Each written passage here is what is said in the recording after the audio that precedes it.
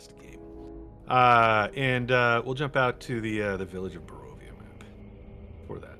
Because, maybe we need to start out even further. Kind of a lot happened in the last game. We'll go back out to the map of Barovia. We began last game with the old Bone Grinder. After having basically driven out the coven of witches that were using this place and rescuing some children, you guys explored a ruin nearby that seemed to have kind of nothing to do with them, and it predated the Valley of Barovia and some sort of worship of old gods. And you realize that the druids in this place, they used to have sort of a different religion, and that they've been twisted into these sort of strange savage creatures over on Yester Hill now that seem maybe to be under, like everybody else, kind of like under the rule of Strahd and exist at his pleasure. He left the Bone Grinder, traveled down this road, got to the entrance to sort of like the valley of Barovia, or I should say where the village of Barovia is, and there was this massive wall there with a gate that opened as you approached. Up on the hill, you can see Castle Ravenloft kind of off to your left, but you're not headed there. You hung a right and crossed a bridge over Sur Falls, passing a strange undead knight astride an undead horse.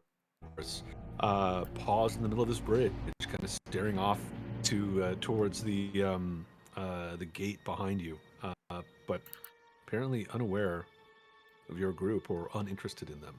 Passed him, talked about maybe descending and checking out the falls, looking for secret stuff behind it, but instead you went the other direction and dropped down a side little side path that took you to a camp you could see in the distance near the Sur Pool. There you found the Vistani again. Same Vistani that you guys had met when you first came to Barovia, kind of over near Lake Baratag. And with them was Madame Eva, who warned you that you were being followed, gave you a little bit of advice, suggested that you could stay with them for the night and be safe. But you wanted to press on to the village of Barovia and return these two children to their homes before it got too late. You want them out in the wilds and with these strange Vistani. And so you left, kind of late in the afternoon, arrived at the village of Barovia as the sun is going down, found the place eerily quiet. Nobody has their lights on except for like two places. One being an inn that you guys avoid, and I think there was one more light in another building that you guys also kind of avoid. No, that was over at the. That's over where you are right now. We'll go into the village of Barovia at this point.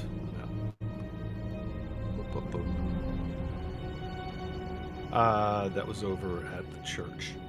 You didn't go there immediately, though. You saw the church. You saw there's a little bit of a light there. Church looked a little run down. But you spent some time dropping off, at first, Freak over at his home, which is up here. And left a message. Had a strange encounter with his parents, who seemed to not even know that he was gone, and didn't even want to get up out of their beds at night to tend to him or to strangers in their house. He went to his room, closed the door, and you guys left, uncertain as to what to do with him. Although I believe a note was left by Jareth for them to find in the morning. You were then taken by Myrtle to the Burgomaster's house. She had told you that was her home, but you learned pretty quickly that it wasn't, and that she was hoping that the Burgomaster would be there and that he could take her in, because she didn't want to go back to her home. She said that her parents were horrible, that her father had like sold her for a pastry to the witches of the Bone Grinder. But you discovered the Burgomaster gone, his house in shambles. A photo, it's not a photo, but a painting on the wall that depicted the Burgomaster and two children, kind of grown children, like, maybe late teens, early 20s. One of them, a young man that you guys had seen in Cursed behind one of the cottages, and another a woman that very much resembles a drawing, an illustration that Esmeralda had found in the Wizard's Tower at Lake Baratok. You realize that this also matches information from a letter that you guys had found when you first came here that talked about the Burgomaster and his daughter being haunted by a vampire that was trying to seduce her. And this letter never made it outside of the valley, but it made it into your hands as a bit of a warning to what might lie waiting here. You guys realize now that Irina, which is the name of this, the Burgomaster's daughter, that she must still be alive. You think you saw her at that cottage in Kresk with her brother.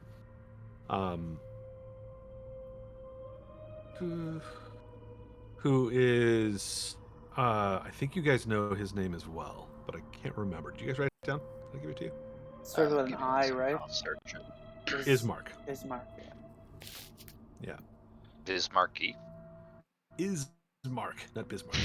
Ismarky. Ismarky. He's a rapper. He's a Barovian rapper. Oh, sick. Apparently, something happened to the Burgomaster.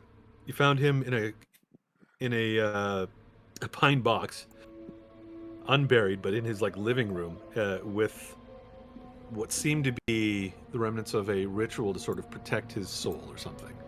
But his body was inside this thing, somewhat preserved, and Gretchen cast another spell to preserve it further. And Myrtle told you that his children, Ismark and Irina, that she was able to kind of point the two of them out in this painting on the wall, and you now believe that the two of them are hiding out in Kresk. You tried to take Myrtle back to her home, but her father was a total jerk, and eventually you turned away from him and decided to take Myrtle to the only other place she felt that she might be safe, which was the church, run by a priest by the name of Donovich. When you got there... After we beat the dad up. It's also... Oh yeah, you beat the dad up. That was necessary. Yeah, no experience points for that. Good job, guys. I mean, Level up for somebody who does that to their daughter just for pies. I know he's kind of in a trance, but come on, he deserves to get his butt whooped. Those pies were real good, and as Jareth and Nazoth can attest, they might actually be worth, at least for Nazoth, they're probably worth at least one child. You can always make another one. Maybe half. His wife's gone, so he'd have to find another one. It's open to negotiate. Not that hard. You came to the church here. You found it kind of wrecked as well, claw marks on the door, and you encountered the priest Donovich here, who seems to be living in this place all alone, kind of boarding it up against incursions. And while you were talking to him, he told you the place wasn't safe, really. He didn't turn away Myrtle. There's a room that he said that she could stay in here, but at the same time, you guys could hear these cries from somewhere below the church, these sounds of a man crying out, saying that he was hungry. And Donovich didn't really want you to go investigate further. He was trying to keep you away, but you convinced him that you might be able to help. And he led you to a side room that had this locked up hatch that led to the basement of the church.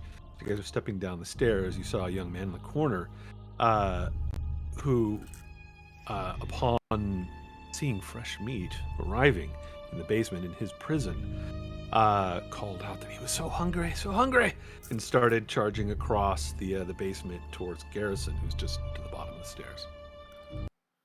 I believe this is where we begin the game today with, you guessed it, initiative. And we broke the door, right? So we can't seal it back up.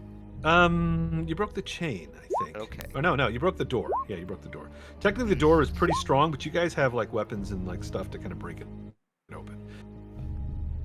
I think that's what you ended up doing. You didn't want to try to pick it, so you just busted it. Yeah, I just ripped it off. Well, because none of us are rogues and have the ability to lockpick. I should really get a lockpick. You guys have one somewhere. I know you found one somewhere along the way. We don't have the proficiency, but we have the lockpick. Does anybody have the proficiency? No, I just have No. that jack of all No. trades thing, but I don't think that helps us here. Yes. Apparently, your biggest challenges in this place is just a simply locked door. Yeah, As with I should most hire D&D a- games. we That's how it we goes. overcame it. It's kind of funny in D&D. Most of the time, a locked door is easier to kick open than it is to pick, which is weird. Oh, it's a But set of that's thieves' People tools, in 'em. which are in the party treasure. Yeah, you have a set somewhere. But no one's proficient, so it's good. I mean, we can always try, even if we're not proficient. Just be harder. Can you though? Can Have you tried to unlock a lock without being proficient in it? Oh, Doesn't yeah. go- Let me go to your house and give you a pair of thieves' tools and see if you can open my front door. I bet you I could, but it I- would just take a while. Oh, I have a No lockpick lockpick set, and for I've your tried, and videos. it's very hard. That's what I'm saying. Even people that know how to do it can't do it. That's because you have a good door. No, you could probably kick it open better than you could unlock it. Probably, yeah. Or just kick a window open. I mean, most modern security measures, like the door is pretty tough. There's usually a lot of ways around. That's why we don't lock anything. If you want to come in, you can just come in. Yes, just leave the door unlocked. It's better to have somebody, just rather than kick it open, open it. If to come someone in. really They're gonna wants steal in, stuff they're anyway. And getting then we have in. to replace a door Thank too. you. Right? Yeah. Yeah, Locks that's what only stop honest people. I was just about to say, it's locks keep an honest man honest. Hmm. And that's why you either do the Texas style or you're just like me. You just do whatever, come on in. All right. I only see 4 people on the initiative board. Some Oops, people will sorry. not have their token No, selected. they're staying upstairs.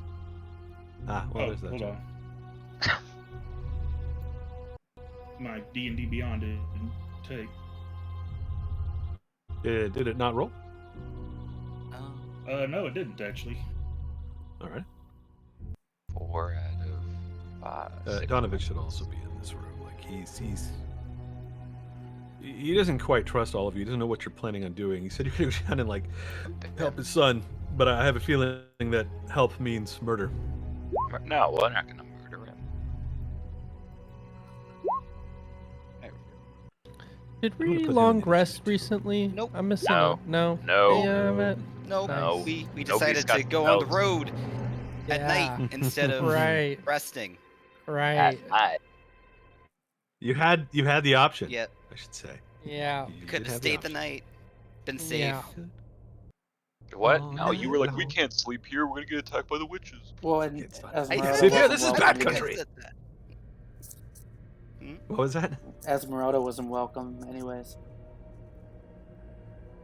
That wasn't the reason you didn't stay there, though. But I mean, She- that's an additional reason. They would have allowed her to stay. They didn't say that she couldn't, but they were sort of shunning her. Hmm. She wouldn't have gotten the continental breakfast in the morning. No, she would not have. She would have to kind of sleep on her own, somewhere else, and tend to her own issues. One moment here while I do something else. Alrighty.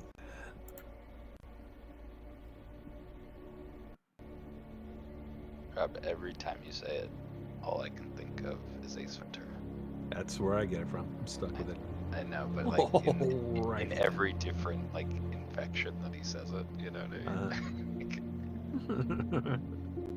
All right. Do we have any conflict? We do. Nazoth, Jareth, who's better on the initiative? 2. Who's bad? 2 for Jareth. I have 3. Nazoth is And 3. Garrison- So Nazoth. I think Garrison's faster than me. I like I +3. wouldn't bet on that. Does Garrison have +3? Told you I'm like lightning, man. Yeah. All right. All right then. Remember, I have 3 dump stats, Rob. But Dex is not one of them. Dex is Or- not one. Okay. Alrighty.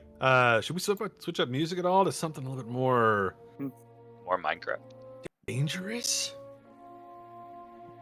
Let's go Yeah. for some dark We're combat not gonna music. fight this poor boy, are we? Yeah, we're gonna He's subdue gonna him he's gonna and try to heal eat him. you. Yeah, we're gonna subdue him and give him the pleasures of your god.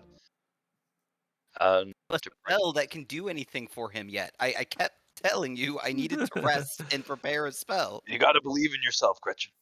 Fern, I got something I'm throwing in. Yeah, I was just stopping Unless it. you had something very specific. Okay. I wasn't sure if There we we were go. still having that command problem where maybe started that you have to stop it. It depends. You typically, if you're on like you can skip if you've got something set on repeat. But if you've got like a playlist, like this is playing a playlist, then you have to kind of stop the whole thing, which just kicks it out.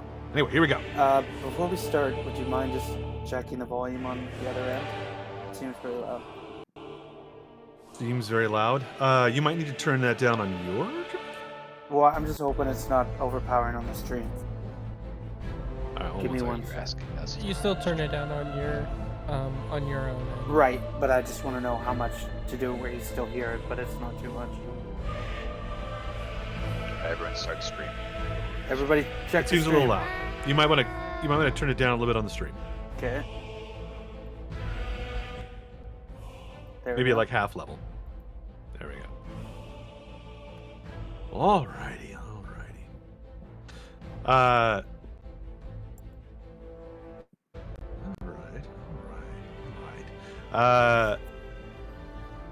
Before anybody does anything, as Doru, the priest Donovich's son, starts charging across the darkness towards Garrison. Garrison, you hear at the bottom of the stairs, kind of behind you, almost in another direction, a chuckling begin in the darkness, a cackling.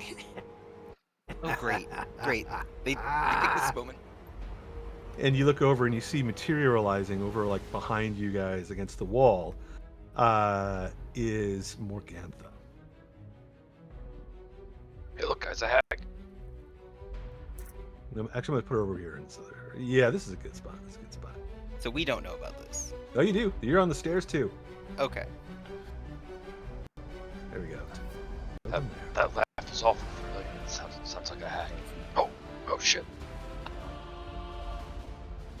And she just says, "Eat them. They are delicious. As delicious as our flaky pastry pies." Nazoth and Gretchen are on the stairs, so you see her on the ground down at the bottom of the stairs, maybe about 15 feet below you. She doesn't do anything, though. Seems to have just materialized this round. Riles, you are up. Okay, so how do I get downstairs? Right through here. This is the trap door, but Gretchen is right at the bottom. So when you come to when you move in there and look down, you'll see Gretchen is kind of in the way. Okay. I should still be. Where's the trapdoor? I still can't see it. Is it this thing right here? Yeah, this is the trap door. Oh. Wait, I'm I don't sorry. see- I'm on the wrong level. Okay. That is the trap door. Gotcha. Okay. Yeah. And Gretchen Right, is so- like right below. That's 20 feet. 25. Yeah, I can't. I can dash. Is it okay? Can I poke my head through the trapdoor and cast? Yeah, a you can look spell? down and you can actually see Morgantha, Yeah. like down in the darkness of the cellar. Wait, does Riles has got dark vision, right? I have light. I Oh. cast light before we came down here. You have a light spell? Yeah. All right, let me give you a radius then. This is like a purple, perfect Riles moment. I know. Pokes his head down underneath the hatch. You can barely see that. Damn it. No. Okay. This, You can still tell though. There's a better color. Let me try that. It's nice. What do you do, Riles? What do you do? I'm gonna tell a silly little joke. Let's see if I can find one. I'm trying to cast hideous laughter on her. On her? And then Alright. yeah, and give all my friends a chance to get around her and prepare an action to beat her up, if possible. All right, I will roll a save for her. Does have magic resistance? Which gives her advantage on this. She fails with a 10. She's like, and just like collapses to the ground. Just cackling madly. Okay. What does a Warforged wizard use to lubricate their joints? castor oil. Yeah, it's pretty bad, but Hey, you're getting better at those. That's a good He's one. just like, what's a Warforged? yeah, but that's around. Do I have movement to get out of the way? I think I do. Actually, if I went here, Would it be bad form I to went that Eldritch way. Blast Rouse? No? the joke wasn't that bad. I like I would think it's funny. If you I had, think it was pretty funny. It's a good dad joke. no, I meant Nazoth, Eldritch Blasting Riles. That would also be funny. All right, is Riles done? Cast Yeah, spell that's it. move. All righty, Nazoth, your turn. All right. I'm going to. Get her. Are these rails? Like- Is it something I can hop over, or is that just a solid? You can climb over it and climb down, kind of hang down there. It's going to take you probably 10 feet of movement to get over the rail and down to the bottom of your level. Like alley-oop?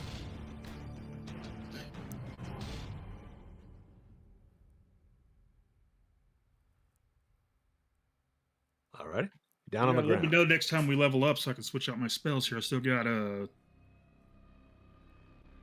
that one spell that shall not be named. Okay, Elder's Blast. We didn't level up, did we? We're supposed to be level 6 right now. Yep. Yeah. Wait, Haven't leveled up or rested in a long time. Also, real quick, since he's laying down, wait. you're gonna be at disadvantage. Are you it- aiming at Morgana or are you aiming at Dory? Morgana. This will be a disadvantage because she is prone. Does the That doesn't- spell doesn't it's stopped if we're triggered by damage? Is there a way you could hold that and have everyone pile around her She's. first? I get disadvantage when she's prone? Yeah. Yeah, that's It's a also ranged I thought- attack versus someone who's prone. Tactically laughing. Oh, She's tactically laughing on the ground. it doesn't really make sense, but it's just the rules. If someone falls to the ground and you can arrange attack against them, they're a little bit harder to hit. Easier to hit with melee, harder to hit with range. kind of makes sense. For range. I guess those are my 2 attacks. The first one's a 17, the second one's an 11. You will hit with the 17, I believe. Let me double check. Yes. So 6 points. Yeah. That first one. Oof. Blasts into her. Does that end the hideous laughter? Yeah, it does. All right. So I was saying, is there a way we could all get everyone here first to attack, ready to attack, and Nazoth hold that? You got other problems here first. I'll Yeah. tell you right now. Fair enough. Nazoth just jumps in and just unloads on it. Yeah, that's right. Anything else for Nazoth? Any other movement? I mean, if you'll let me take it back, I will, but I don't. I'll tell you what. Give me an Arcana check. Because I don't think there was a warning kind of before this. You may not know how this spell works. I have no idea how. Yeah, you just saw them on the ground and you just you went for it. Yeah, I, okay. I didn't know I'd have disadvantage. If I did, I would have gone for Drew. You would have known that you'd have disadvantage. It's harder to hit. My player That's might. an I obvious. You would know that. She is a harder target. This is not something that's a secret, or even something you need to roll about. The Arcana check was to know if hitting her while she's laughing would be a problem. I know. I'm talking about me, the player. I didn't know that. Well, that I yeah, thought but that if doesn't you're on matter. the ground, It's up to me easier to tell you the rules. You would know. Okay. All right. You want to fire it over at Doru instead? These would be just straight up shots. If you'll let me, I don't want to prematurely end that crowd control, especially if he's asking me not to. All right. We can step back, but after this, we need to have conversations because I don't like stepping back too far. 2 blasts at Doru at the far side of the room, and they both, I believe, will hit. All right. Sorry about that. I didn't. That's all right. 14 points. Doru gets hit twice and kind of staggers a little bit, but he just looks up and sees a new target that is full of blood. Is that it for Nazoth? Yeah, that's it. All right, cheers up.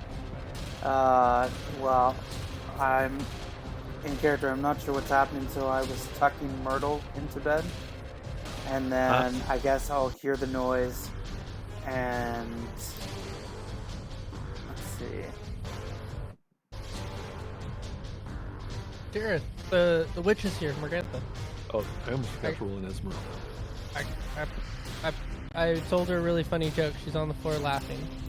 If you hit her, she'll stop laughing. But until you hit her, or until anything happens, she's not gonna do anything. I'm just gonna wait here because obviously if I look down the door I can tell Gretchen's there, so I can't move. And I guess I'll just hold my shillelagh in case somebody bad comes out. All right, cast your Shillelagh and get it ready. Yeah, I'll cast shillelagh and get it ready. You're next to this. I'm assuming you want to be next to the hatch. Yep. Or no? Yep. All right. Well, you don't want to block Timothy. Possible.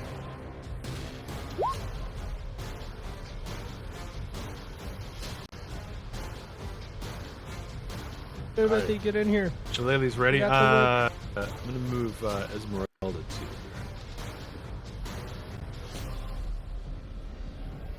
See what she can do.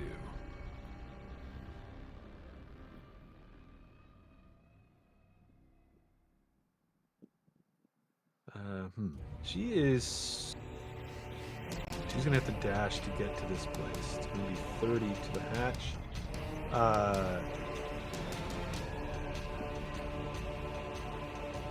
40 to get down here. 50 to get next to Gretchen. She kind of moves past, kind of leaps over people, dashing through the room, and ends up on the stairs, kind of behind Garrison, having pulled out her rapier at this point, looking through the room. Sees Morgana kind of in the light here, and kind of hears someone in the darkness. She does not have dark vision, so she does not see doors at the moment. All she says is, "I'm pissed off those hags. Going to the bone ground was a bad idea. Now we have to deal with them again." But that was a dash for her, and she doesn't have any bonus actions. So now we can go to Garrison. You're not Esmeralda. They have to deal with us again. Gretchen, Naz, which one of these are worse for us? That hackling hag or Doru over there? Well, seeing as how we're trying to save Doru, I'd say the hag is more dangerous. Agreed. I disagree with you both. I run over here, and I'm going to activate my Vow of Enmity as a bonus action. Alright. And I will use my attacks on this man. 1 and 2. 2 punches, 2 hits. And I will smite him with a level 1 smite. Are your fists magical yet?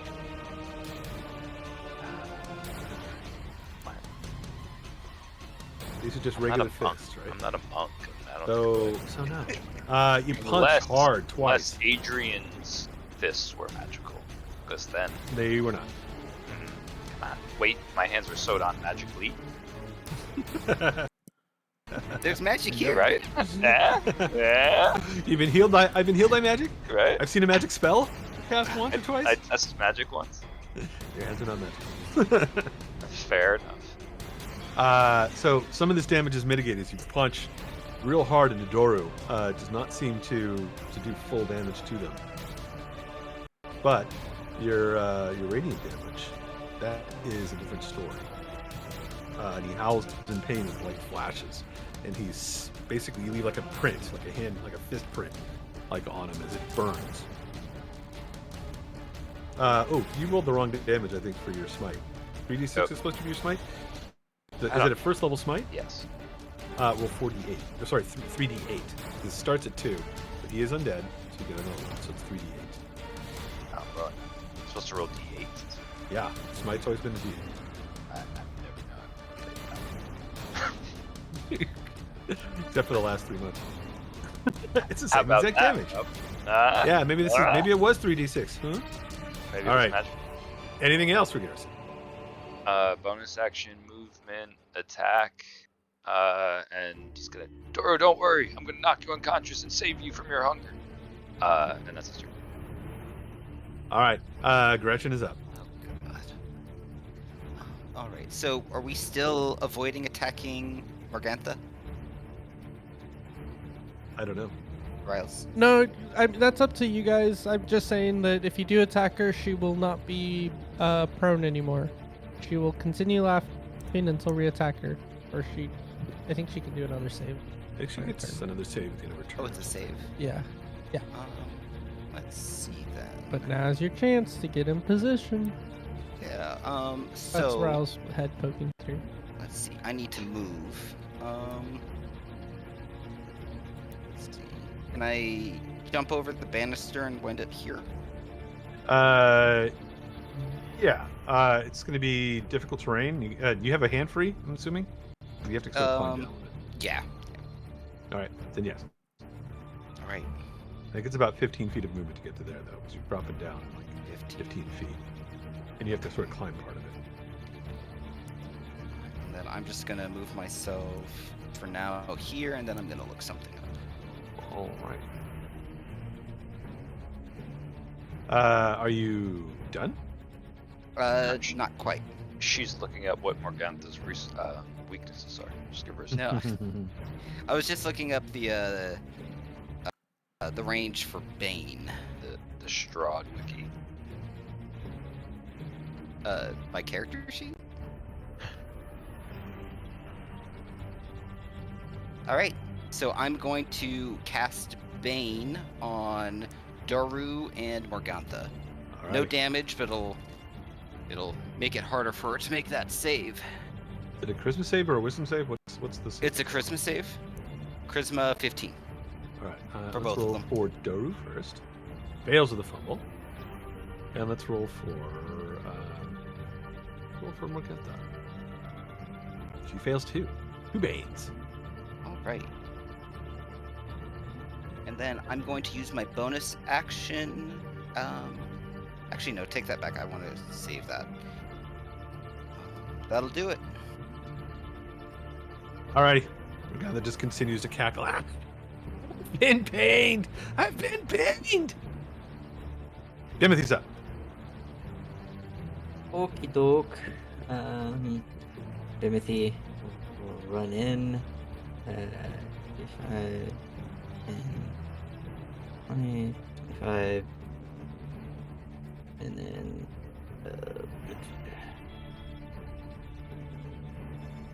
You're gonna run through a wall there. Oh yeah, It's gonna be about He's 30. strong. He can do that. yeah, 30. Kool-Aid. Kool-Aid man. I guess 30 to get yeah. to from where you are, 30 to get to the hatch. There's 30 nobody gets below the it at the hatch. moment. That's Okay, a, cool. So, and then it's how like much? a to get 10-foot down? drop to get down there. Okay, so 10 foot. And then, so that'll be 40 movement, and then I can move another 5 feet to right behind Esmeralda with my insane 45 movement speed. And then I will bonus action panic.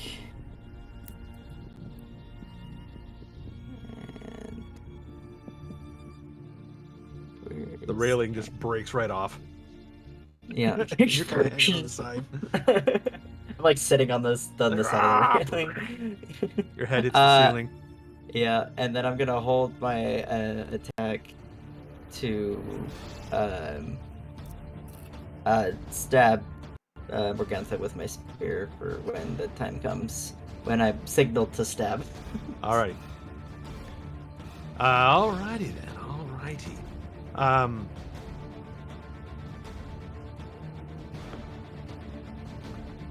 Jareth and Riles. Let's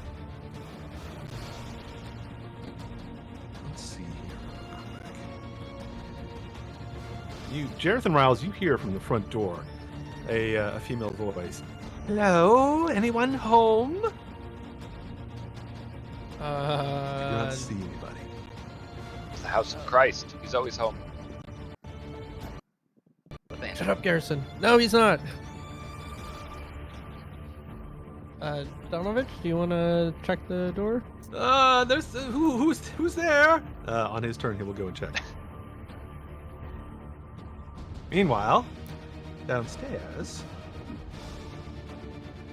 one of Morgantha's daughters waves into sight. And you're right at the edge of the, right in the middle of the light here, not too far from Gretchen. What have you done to my mother? She points at Gretchen. You have made a mistake today, all of you. I didn't All I target did was Bane, tell that's her. the mistake. What's that? No, like, I didn't target her with Bane. That was a mistake. That's all she does. She wavers into sight here. Seems to be, Sorry, maybe it Rex. takes her an action to do this, to come back to this plane of existence. Doru is up at this point and is doing his best to try to grab Garrison and bite him. Claws. It's 2 attacks. One with claws, which he will try and totally fail with. And then he will try to claw again. AC 21. He has a minus D4 to this. What's your AC, Garrison? Minus 1, AC 20. Hits. All right. He has grabbed you instead of doing damage to you. Ignore the damage, the 5 points. But he tries to lunge at you first, and you move out of the way, and then he lunges again and manages to get a hold of you and is pulling you close. His fangs kind of, bared as he's trying to get past your armor to bite into your throat. But that is all he does right now. He does not have enough action at this moment to do more than that. Although he does drag you, or try to drag you away from the light. Pulls you back to this corner over here. You have a full gorget on your suit of armor, right? Oh, what? I think that's the right term. Gorget? Yeah, it's like neck armor. Yeah, but we'll see. Yeah. See if we Yeah, can get through it. Doru's done. Donovich is up. Donovich is like, what is going on? He hears like screaming downstairs. And then you're like, there's someone at the door, and he's like, yes. Wait, no. Go away. This is not the right time, whoever you are. And he steps to the door here to look out, and he's just telling them to like, go away. And then he returns to the trap door, and he's actually trying to go down. He knows his son is down there. He doesn't know what you guys are doing, but it sounds like there's combat and people are yelling. So he comes down the stairs, kind of like, or tries to, but Bimothy's in the way, and he's literally just kind of looking down, like trying to. He's like, out of the way. Where is Doru? Is he all right? What's happening? Who's that woman? And Don't worry, he'll be dead in a second. Morgantha is up. The end of her turn, according to the spell, she can try to make another saving throw. So at the end of this turn, she will do so. And we'll see what happens. And roll a d4. Subtract it. Okay. Rolled an 18. What's the DC on this? I rolled a 3, which brings it down to a 15. It's 15. Oh, So close. 15. No more sleepy stuff. She is on the ground though. That's at the end of her turn, so she's still prone. But she stops cackling and gasps a little bit. Riles, you're up. Okay. Now I'm gonna cast Hideous Laughter on her daughter back here. All right. I'm just coming back. I say the same castor oil joke. I'm like, here, this is a joke I told your mom. What do you think? Let's see. It's a still wisdom, right? Ah, damn it. She does not find you funny. Oh, I tried. Okay, I'm out, guys. I'm kidding. You're still hearing like a voice from outside the door. Hello? Is someone here? You left your door open. All right. Riles, just gonna it peek. sounds like one of Morgantha's daughters. All right. Donovich, why'd you leave the damn door open? That was you. You all left the door open. Remember, half the people were outside and just ran in. It's your home or your guest. I'm an NPC. See, you think I have any control over my home? All right, we're looting this place. It's a place of God. Esmeralda is up. She sees these two women, but does not seem too concerned with them because for a brief moment she saw Doru. So instead of dealing with the hags, she races across the room. Let's see what she can do. How far can she go, first of all? She can do cool shit, Rob. She's Esmeralda. Yeah. She can kind of do cool shit. However, she has a regular movement speed like the rest of you. Cool bonus action, Misty Dancy. Yes, I have it. But she does have other things. She moves closer, and she's got a rapier out. But with her other hand, she weaves a spell and unleashes magic missiles at Doru. Let's throw 4 of them at him. Are we just killing Donovich's son now? She seems to be not at all interested in this. You hear her say, "Foul bloodsucker, you die today." 14 points of damage. Doru's still up. That's this man's son, Esmeralda. You should know that. This is no longer his son. He's a creature of the night, a vampire. Destroy him quickly, you fools. And Donovich is like, no. And she's just like going, she's going murderous on this guy. Doesn't seem to care what Donovich thinks, and she doesn't seem to care about Doru. Nazov All is right, up. gotta kill Esmeralda. Oh gods, no.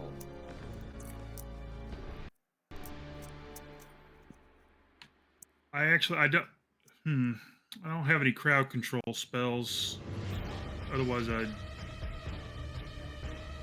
have to pick some up later. So can we shoot? Can we shoot the hag? Yes. Shoot the heck. But she's Oh, the still Nazgûl at is asking disadvantage permission. because she's still laying down. There's the other one. However, her daughter is to the north. Yeah. Okay, I'll shoot their daughter then. Alrighty.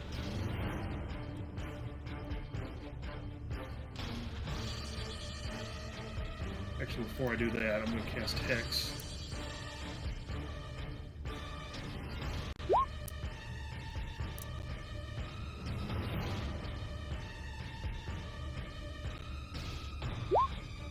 It's me? You hex me? Yep. And then Eldritch Blast twice. I am. First one hits, second Yep. one misses. 14 points of damage.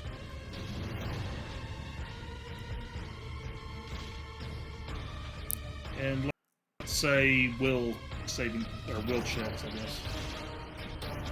guess. Wisdom checks, you mean? Or- Wisdom, yeah. Why did I say? All right, those are not saves, just remember. I know. Okay. That's it for Nazov? Yeah, I moved over a little bit. Let's go, Jared. I move towards the door. Do I see You see anything? outside. Oh, yeah, you see Ophalia, Morganta's other daughter. Right at the door. Ah, hello, Prince. Can I hit her with the shillelagh I was holding? Sure, you get to step 5 feet closer, but you can. Where is that girl? As you swing at her. 16 to hit, 12 blood gain. 16 will not hit. They seem to be pretty tough.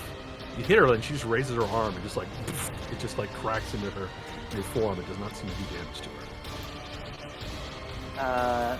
Any other bonus actions?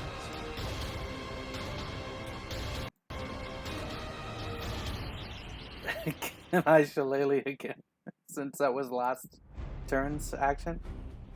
The shillelagh just lets you activate it. It doesn't give you an attack with the bonus action. Right. Okay.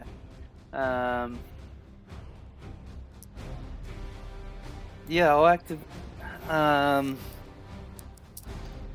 I better do that later. I don't know if I can do this, but I just put my staff in front of her and the door and attempt to keep her out. Like not attack her, but just like All right. try to keep her out. I mean, the door's pretty wide, so she can get by you. I don't think you're gonna have the ability to stop her if she wants to come in. Lovely. Okay. You need another person. All right, let's go to Garrison. Ryle. Alright. What about Rex? I just shout that Ryle's at the end help, of my I turn. think. You got this, buddy. I believe in you. I'm rooting for you. See that? Power of encouragement. I am grappled, possibly, therefore I have no movement. Yeah, you have no movement, but you are not restrained. You're just grappled. Yeah. Alright. I will then continue to do what I'm doing and attacking. All right. I will Garrison. Alarm strike. Once, twice, and I will roll another smite on him. So both gonna hit. Roll 3d8. That's what I'm supposed to be doing now. Hey, that's a better one. Alright, I am out of first level spell slots. That is action. I still have bonus actions. If I smite, is that a spell usage, or can I still do a spell? It's not a spell usage. You can still do a spell. Wow. As a bonus action, touch. They're trying to change it in the new edition, That's which I think is a very big overcorrection. Yeah, it's harsh. As a bonus action, you touch your holy symbol or a prayer, regain one expended spell slot, to which can be no higher than level 2. Oh, I can't get multiple lower levels, though. Alright, multiple For what? spells. I can Over just your recovery? recoup a spell slot for something, yeah, but I get the highest level instead of, like, being able to split it. So I am going to cast Shield of Faith at 2nd level, just because I can, I guess. Is it all you have is second level spells? Yeah, All right. and that's my bonus action, so that gets my AC from a 16 to an 18. Alrighty. Shield on you. Let's go to Gretchen. All right. I really don't like Morgantha. Yeah, Morgantha doesn't really like you either. I don't like you either. I'll take this then. And I cast. Let's just do it. 3rd level inflict wounds. All right. Get her.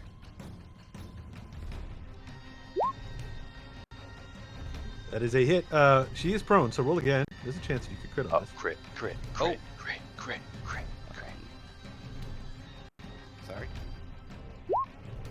Oh, No. almost. No crit, but 30 points of damage as you reach down and touch her. Her skin ripples, and you see that part of it seems to sort of peel away, and there seems to be sort of like a purplish, scaly skin beneath it. She just screams. Does not Any kill idea her, what that but is? it harms her. You think that you're peeling away something that is, well, you're starting to reveal something beneath some sort of shape-changing effect that she might have. That's fun. Let's see. Does she have reactions while she's prone? Yeah. Okay. Then I will stay here, and that'll be it. All right, Vimothy's up. Okay. I attack with my spear. Go for it. We'll make this reckless. You Oh, don't no, think I she's don't- prone. Oh, it's already, yeah, it's already advantage. Never mind, no reckless then. So, wait, let me make sure that everything is turned on. Yep. Okay.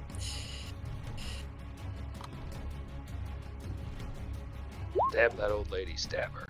15 damage.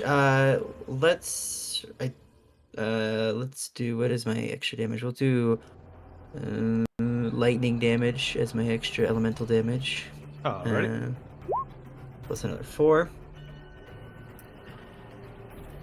And then I'm also gonna add a cloud strike in there, so I'm gonna do an extra d4 of thunder damage, and she needs to make a wisdom saving throw DC 15.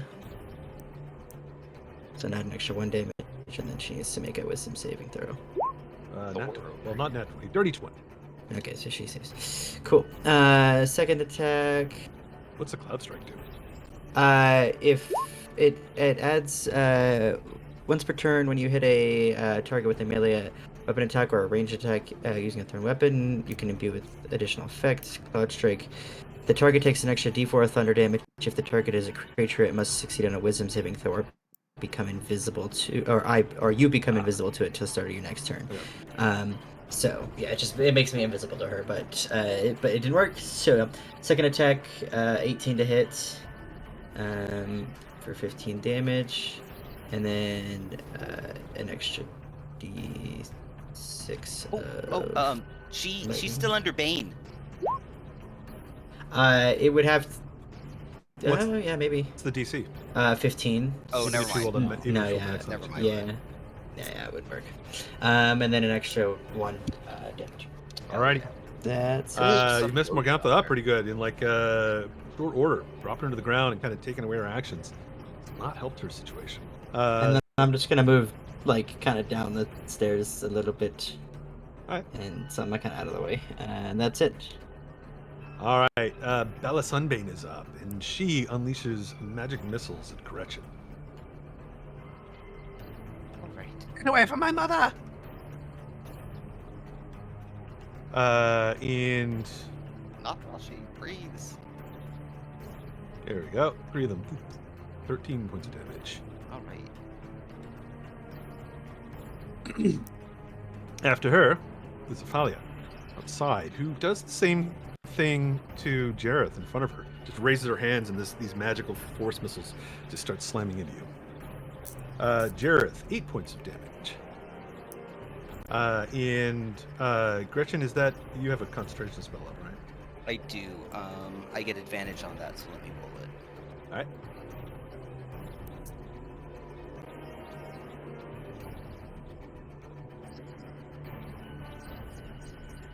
$17. You got hit by 3 of them, so you have to roll 3. Oh, for each one? Yeah, it's the concentration killer. Jareth, I don't think has any concentration, so he just takes the damage. You can do it, Gretchen. Giddy Yeah, up. you'll probably be fine. Giddy up. Got it. All right, 2 of them have gone. Doru is now up, and he's going to try to bite Garrison. Does he get any benefit for being in the dark? No, you have dark vision, so Yeah, it wouldn't help him at all. I'm just He just wanted to drag you further away. All right, here comes a bite. AC 17, which misses because of your shield. But he's still trying to strangle you with his claws, which will be an AC 22 for 10 points of damage.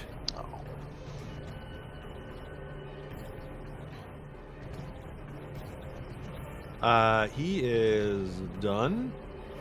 Meanwhile, upstairs, Donovan, who is looking down, is just seeing like this melee playing out. He's yelling at you guys, please don't kill him, don't kill him. And Esmeralda's ignoring him. So he tries the only thing that he can do. And let's see what the range on this is. Not that great, actually.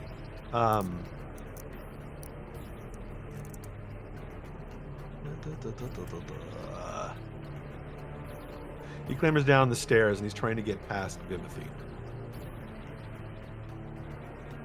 10. With a dash, he can get to, like right here, as he kind of pushes his way past Bimothy. He's now kind of in the middle of this, the melee with the rest of you. Oh, He's like, no. please, please stop. He's reaching towards Esmeralda. I think, let me see how far this is. It's 5, 10, 15, 20, 25, 30, 35, 40 to here, and you can go a total of 60. So 45, 50, 55. He ends up basically over here, kind of at like Esmeralda, like trying to reach towards her. He doesn't have any actions left at this point. That was a dash. He's done. Morgantha is up. Morgantha pretty badly hurt, and with a giant satyr looming over her, and Gretchen, who just hit her with a nasty spell, she vanishes back into the ethereal. No, damn it. No attack of opportunity for that, right?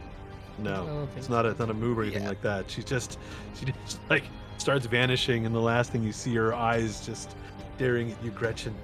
Oh, let you in dreams and night give you nightmares.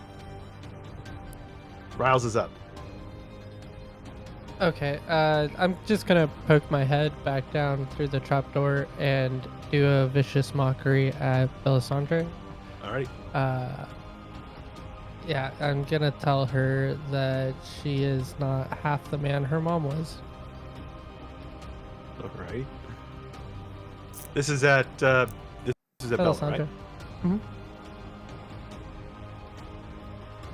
Let's see if she is. I'm twice the man my mother was. Wait a second. That makes no sense. Damn you! You still take 3 damage. The psychic damage. I'm trying to understand. Alrighty. Wait, is this a cantrip? Vicious Mockery, or is this? It's a cantrip, yeah. Oh, I think those are save or suck. Oh, wait, are they? Most cantrips are. Let's just I see. think you're right. See if it says half damage. No, I don't see half damage. You're right. It's no damage. Yeah, most cantrips are a save or suck. That makes sense. Anything else for Ross? Nope, just blow raspberries. Well, that didn't work. All right. How you doing out there, Jareth? Esmeralda. Oh, go ahead. Hey, Jared. No, that's it. You got it, buddy. Alrighty. Wait, actually, I'm gonna give Jareth Bardic Inspiration. All right. Okay, like, you got it, buddy. That's it. Bam. Esmeralda goes. Plus D8. She ignores Donovich for the most part, but she does glance back at him and says, "That is no longer your son, you old fool. You've been tricked. It's just the semblance of life. He will steal the life from others. You will live down here in torment for the rest of his existence. He must be ended." And she moves to help Garrison finish this guy off. Comes in with Rapier. She pulls a hand axe as well. Rapier. Crit. That's not good. 19 damage. Comes in like a boss. Stabs this guy like right through the chest. Doru looks down at the blade through him and up to you, and then his eyes just roll back in his head. And as he falls to the ground, Esmeralda takes this moment to finish him off. Takes her hand axe and just starts chopping at him, trying to take his head off.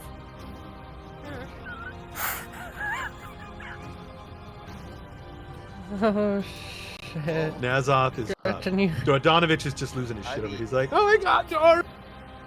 Even if we had the diamonds, I don't think a Revivify can fix a decapitated head. Is is Donovich hostile? If I move, is he going to opportunity attack me? He does not have a weapon. Okay. Because I'm going to continue to blast the daughter there and let my hex damage her. All right. Hit. And hit. Ooh, 25 damage plus another 2d6, right?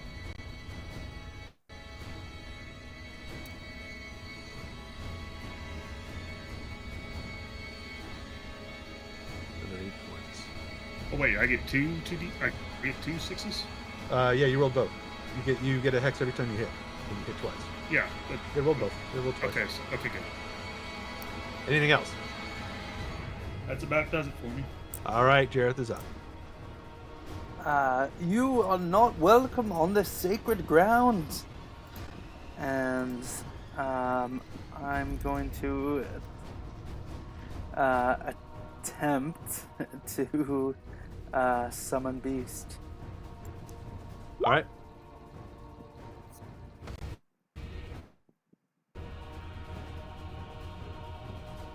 What are you summoning in? What does it look like? We'll just bring in a bear.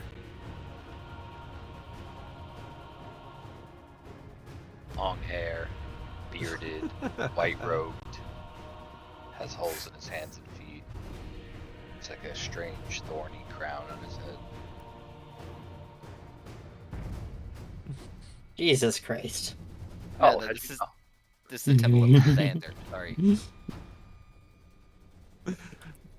Fern, you there? What's your beast look like? Bear. A bear. Oh, okay.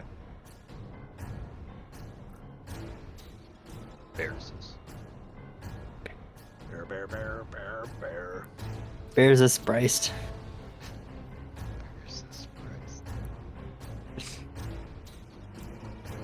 We'll give you control over this. You can move it towards the bush. Okay. That's my action.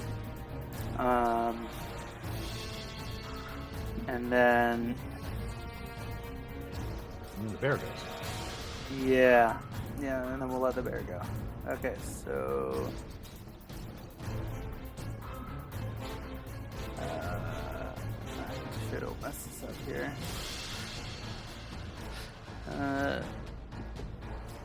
It has. It attacks with your spell attack. Yeah. Okay. And it gets one attack.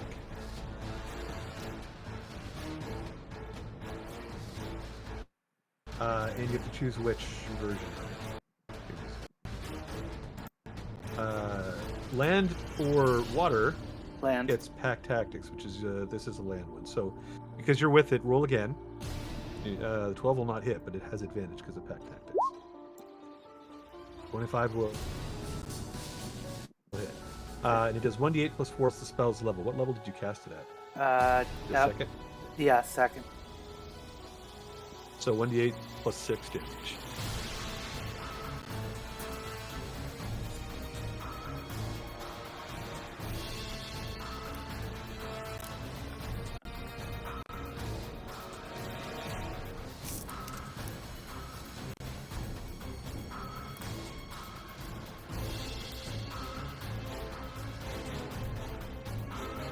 You're shepherd druid or something, right? Yeah. I think it gets. Does it do extra damage? Can't remember. I think it's considered magical at your level too, though, right? I think Let's at check. level 6 he summons either 4 Yeah, or Um, 6. Mighty It's because it's Summoner, All your any Yeah, that's beast or level 6, right? Fae appears with more HP than normal. 2 extra hit points per hit die, and the damage from its natural weapon is considered magical for the purpose of overcoming immunity and resistance. yeah, dog. So don't forget about your extra little hit points too. Bear claws her. She seems surprised at how vicious it is when it hits her. But she does not go down. She only seems to be kind of slightly sort of flesh wounds at the moment. Garrison is up. Garrison's very conflicted at the moment. He's half in love with the viciousness that's happening in front of him as Esmeralda's direct spirit, but he also didn't mean for this outcome to happen. And it all happened really fast. So is Duru now headless? He is being hacked headless. If he has... She technically had 2 more attacks left after this. But Doru... Yeah, she's hacking his head off. He's dead. I'll tell you that right now. He got a thick neck. She's not through it yet. She's not through it yet, but he's dead. She stabbed him like right through the heart and then just started hacking at his head. So Garrison looks at her and again, he's troubled in how he's feeling because he's impressed on one side, but he's also kind of like, that this wasn't supposed to happen. We were supposed to make this church nice, like our other church, Esmeralda. This is what happens. You weren't at the other church. You didn't go to the other party. You didn't drink the wine. You gotta lock it up, all right? His son is a vampire. Lock it up. He is undead. He could have not been. We could have fixed it. You could not fix this. I His soul didn't is have gone. hands once. I don't want to hear you. Ridiculous. You just chopped a kid's head off over here. I told him I was going to punch him unconscious and save him. And you come over here like freaking Zorro, stab him in Did the you chest. not see the fangs? Did you not see what he was trying to do? I also have fangs. It's fine. I was a werewolf once. I'm also not anymore. Little too zealous on your end, Esmeralda. And that's coming from me. Huh? So then he runs over Bravo. here in That was anger. great. Getting dressed down by Garrison for being too reckless. That was awesome. Everybody in the rest of the room is like feeling awkward. Whoa. Angry dad just went off on someone else. This is your fault, Esmeralda. And he starts punching this thing. All right. So he gets 2 regular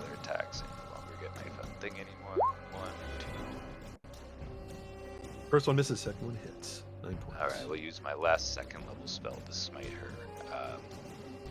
So is she undead or whatever? Any of that kind she's of crap? not. She's a so fiend. she just gets. She is a fiend. Oh, what is that? That also means you get the added point. What level smite is this? 2. 2. So you would get 3 normally. Then this is going to be 4. 4d8.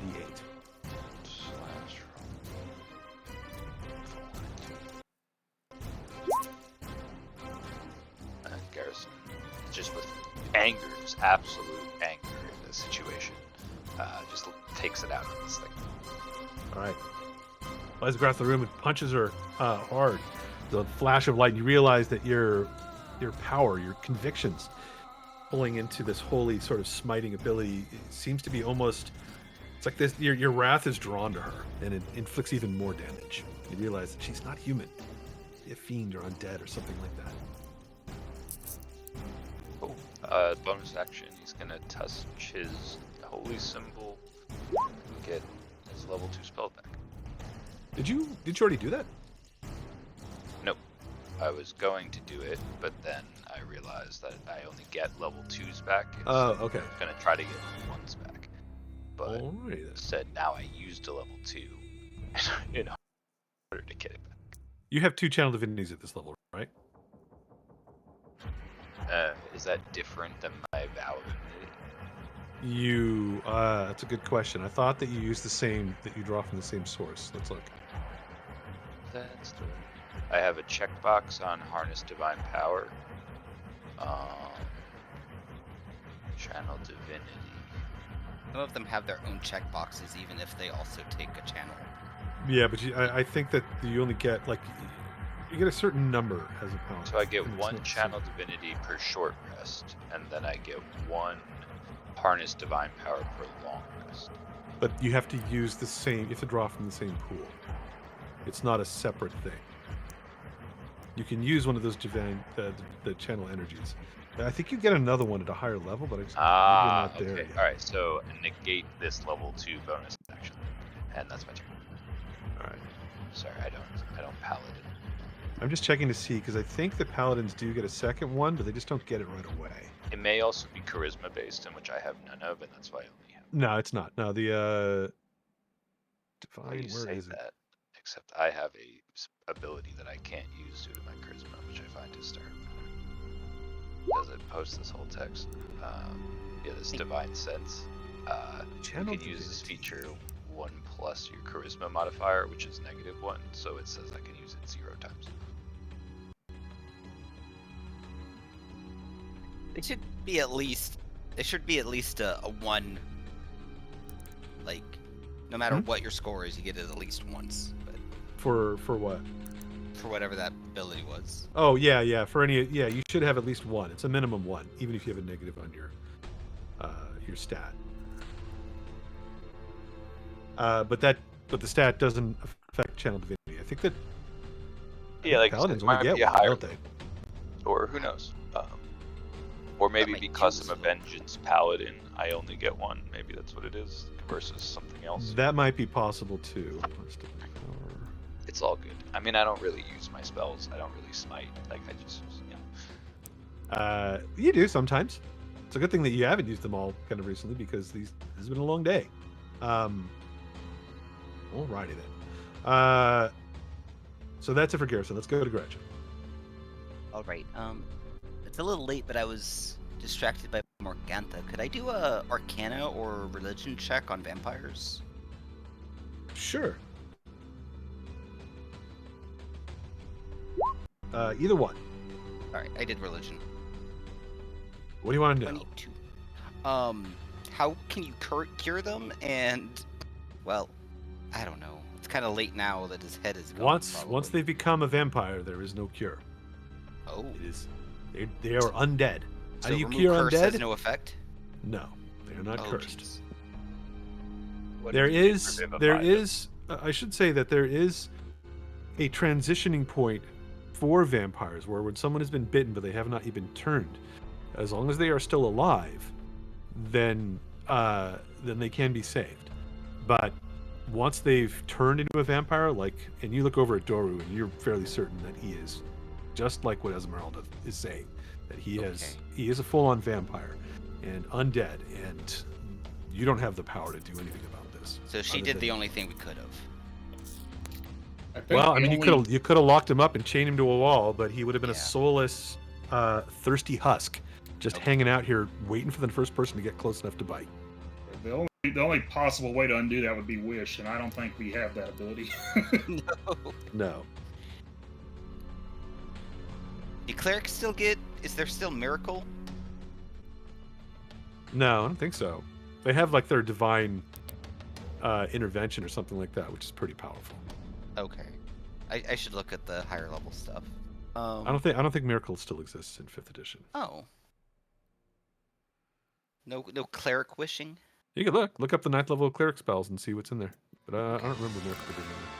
Well, I'll check They that get out divine after my intervention, turn. which is sort of like their miracle. Okay. Is that like the capstone ability? No, you start getting like a percentage at like 10th level, but it starts at like 10%. It goes up like 1 per level, and then I think once per, well, like the capstone, I think lets you do it like once a week or something like that. I mean, it's something that rarely ever comes up. Okay. Yeah, because if you're at level 20, a once a week miracle is kind of, or wish even. Yeah, it's I don't think it's quite as powerful as wish, but it does have the ability to do a lot.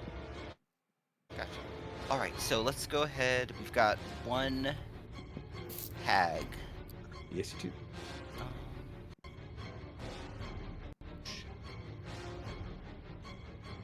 Okay, Bane doesn't matter anymore. Let's go ahead and cast Spirit Guardians.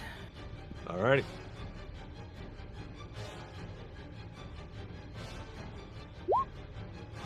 And I will go ahead and move closer. Yeah, I'll move next to Dodge.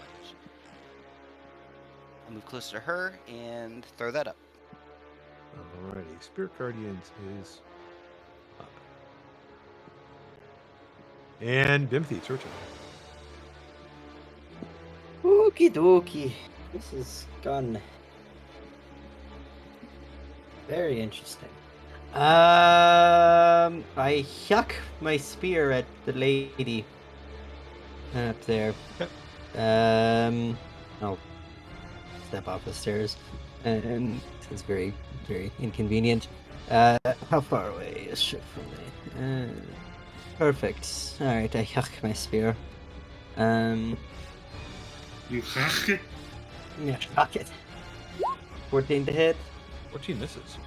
That sucks. Second attack. Also 14 to Another hit. 14 misses. Ah! And that's my turn. Really bad rolls. Yeah, All right. Yep. Bella is up at this point and in the middle of Spirit Guardians, which she does not like. She's got to make a save. Let's do that first. Fails the save. How much damage for Spirit Guardians? It was 16. Alrighty. Radiant. Radiant damage. She raises her hands in pain as the energy's flowing over her. Garrison just already punched her. She managed to dodge a couple of strikes from Bimothy, but she does not look in great shape. And she does the same thing her mother does. Fades out to the ethereal plane. These cowards. It's getting annoying. Meanwhile, outside, Thalia does not know how badly things are going for her coven below, so she continues pouring magic missiles into Jareth. Jareth, 3 magic missiles coming your way. 8 points of damage again. I'm going bad on this. You will need to roll some concentration checks to keep your bear up.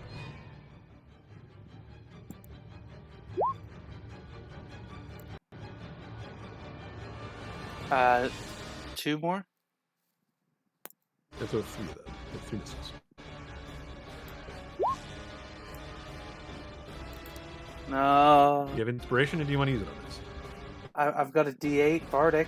Yeah, Bardic Inspiration. Can I add that? You can. You're gonna have to roll a 7 or an 8 on it,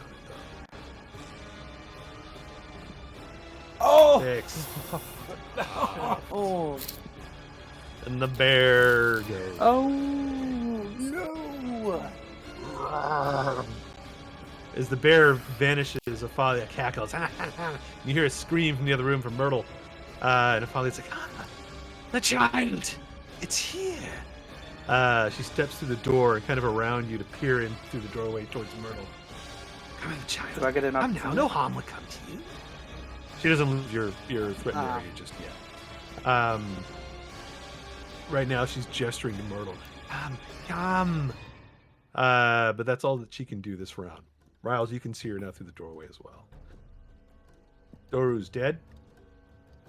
Donovich, at this point, with Doru being hacked to pieces in the corner, just kind of falls to his knees and is just like, no, why? Why? I thought you were going to help. But he's useless at this point. Morgantha is somewhere else. Riles is up. Okay, Riles is going to do a Dissonant Whispers on, what's her name? The other... Ophalia. Ophalia. Ophalia Wormwiggle. Ophalia Wormwiggle? That's a great last name. But you gotta go. So... Ooh, that's good damage. Let's see if she fails this save. Wisdom save. She succeeds. What's an 18? Still half damage though. 9 points as her ears bleed a bit. Okay, I can't cutting words that, can I? I don't know. Can you? As a reaction, when a creature you can see within 60 feet makes an attack roll, ability check, or damage roll. This is a saving throw. So I Yeah, think there's I only always one forget bard that. that can cutting words a saving throw in it. I don't think it's I always think that every time. Okay, well she's not running from me, but she's a little hurt. I don't want her going for Myrtles, so...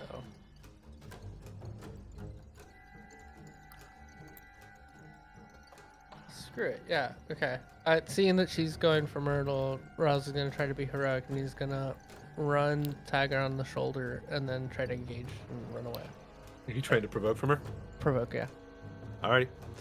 As you run by, she claws at you. Oh, you don't! AC 15. I think that misses. Oh, I'm a 15. Does that mean it hits? That hits. 11 points damn of it. slashing damage. Ah! He rips into your shoulder.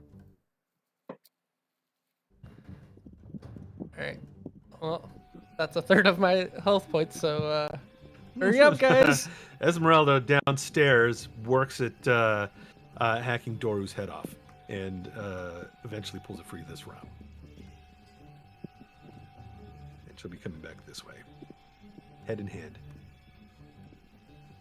You'll need to bury the head separately from the body. All right. Nazoth is up. You just decapitated a kid in front of his father. May I have your hand in marriage, please? Oh, that's awesome. Do we have that's got to go in quotes. Hold on. Do we have a quote? We do have a quotes here thing. Don't we? Is that inspiration worthy? Greatest hits? Yes, I'm gonna give you inspiration too. Yay! Alrighty here. Did we, Jareth, did you call down that you need help up there? Yeah, at the very beginning. Alright. Before you answer that, let me go help our friends. That should just get me all enough to get me to the top at least.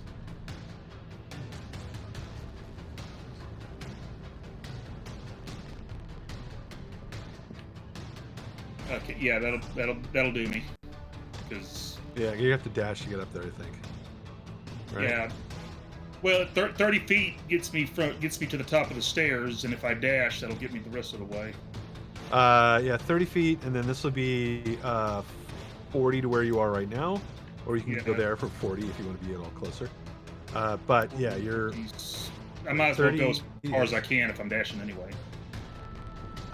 Is this where you want to stop though, or you want to get right in the melee with it? Well, I'm assuming this door's open, right? It is, Or it yeah. closed? Okay. Well then, yeah, I'll stop right here. Alrighty, Jareth is up. Okay, so first bonus action, Spirit Totem Bear, please. All right.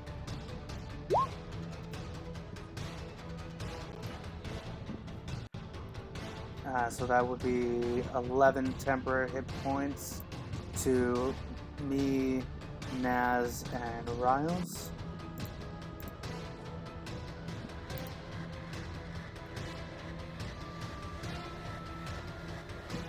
And then I'm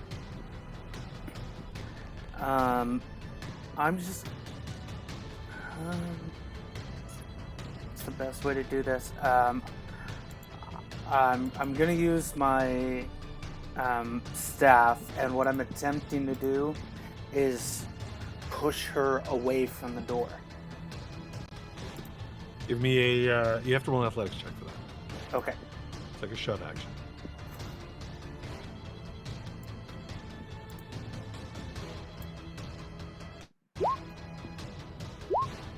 Which works. You push her 5 feet this way, kind of closer down the hallway, and then you can step. Ah, into the shit. Get away! Get away from her! And that's my turn. All right. Garrison's up. Garrison, here's his friends calling out. Esmeralda, you better apologize to that guy. 5, 10, 15, 20, 25, 30, right? It's everything in difficult terrain to get up the stairs. Yeah. 35, 40, 45, 50. Well, no, the stairs I think are you can treat these as, because it's a long staircase here. It goes up 15 feet, but it's also got pretty like slight angles. So not each one of these is difficult terrain. Alright, so 40 here. Can I jump up and out of this hole? Like, can I do a pull-up? It's 10 feet to get to the top. Okay, my arm's up in the air at 8 feet. Can I jump 2 feet in the air? You can, but it's still considered sort of climbing to get up there. So it's going to be Fair. 10 feet to kind of climb up to the Deal. top. Alright, so that's 50, 55, 60. What are you yelling about? I don't see anything. Oh, shit, another one. Oh, don't Right worry, here. they just run away. No, it's fine. They run away. Just poke them a bit. Thanks, Garrison. Alrighty, Gretchen's up. All right.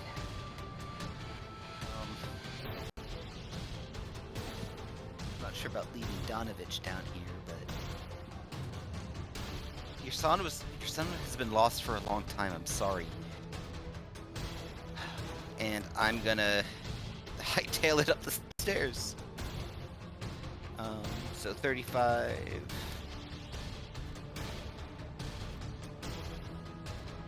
$35 to the top of the Yeah, stairs. and then another 55.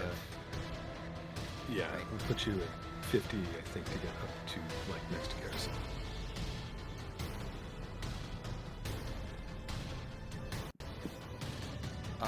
Let's see. I'm gonna go ahead and do a bonus action. Spiritual weapon. Okay.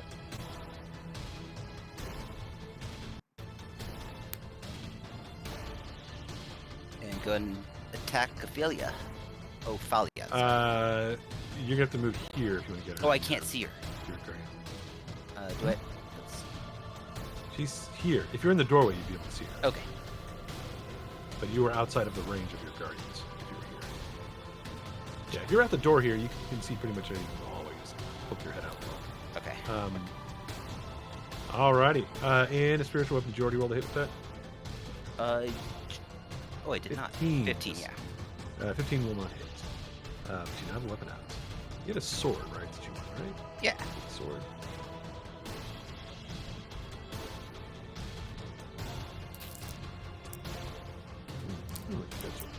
I'll find one and put it out here. That's it for Gretchen, right? That'll do it. Timothy's up. Okay. Timothy is big. Yes. The hole to get out is not. So A lot of squeezing involved. it's a squeeze like a tube with toothpaste, or I'll just drop my rage or my panic and shrink back down. You calm down for a moment. I like take some Send to like, yourself. deep breaths. Like,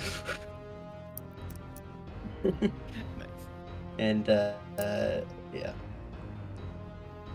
So I'm gonna go 5, 10, 20, 25, and then climb up. How much move it is to climb up? It's 15 feet to go from there to any one of the spaces, like over here. Okay, so I used. So I used 40 feet to come up. Yup. And am I able to make a path between, like, a line of sight between here and where I am? Like through the door. Can here. you see her? Yes, you can. Okay, cool. So I will.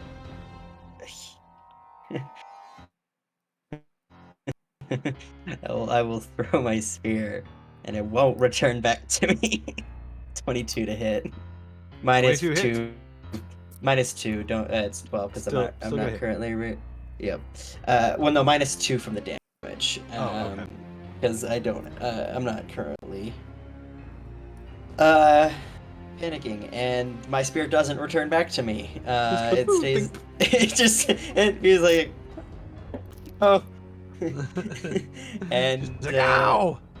yeah, that's gonna be my turn because I can't do anything else. I can't move or go and retrieve my spear. I don't have any other weapons out right at the moment, so that's it. That's my turn.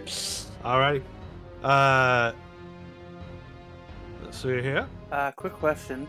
I know it worked Yeah. for me on the athletics, but because I have the bear token up, does that count for advantage on that roll?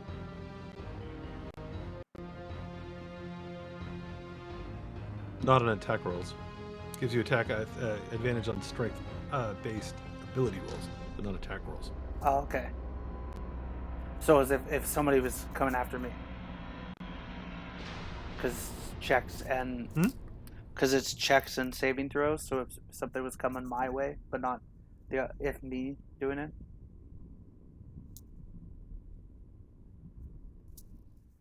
it. I'm not sure what you mean. What check were you trying to talk about? Well, the one that I used to push You're her talking about away. Demi's attack roll or something? No, something else? my athletics roll that I used to push her out of the way. Oh, yeah, you should have had advantage on that. Okay, yeah, that's what I was You failed, checking. alright. Yeah. Okay. All right. So I thought you were talking about Demi's. No.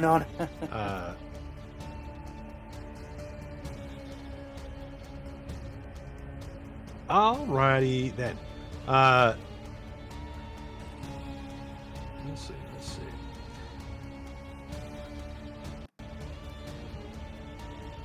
You guys hear from outside Bella's voice calling out, Athalia, get out of there! And those that look out the door, Jareth and Riles, can see that Bella has returned over here. She seems kind of messed up, but she's calling her sister to get out of that area. And Thalia goes next and takes some damage before she can do anything. Give me that Spirit Guardian's damage. Did it already roll? 16. I don't know. 16. Alright, she'll make the save to 8.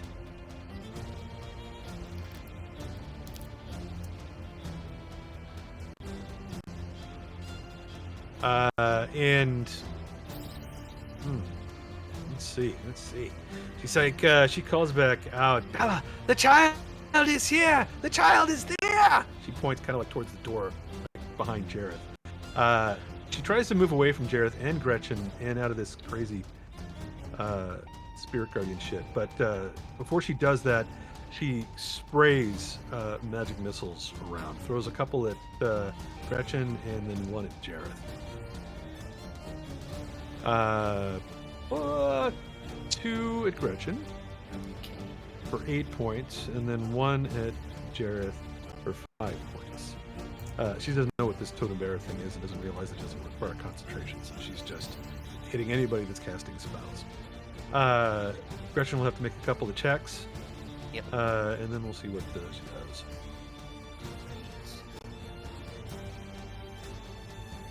first one. All right. Second. Should be good. 10. She'll provoke from Jareth.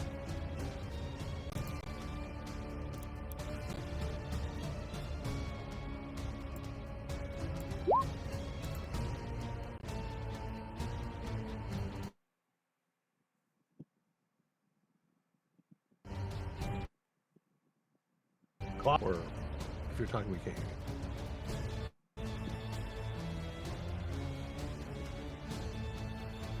Wow, like Already there. one-handed? Is it always one-handed, or do you go back and forth? Does Jareth have a shield? I don't have a shield, but I normally only do one-handed. Alrighty. 5 points.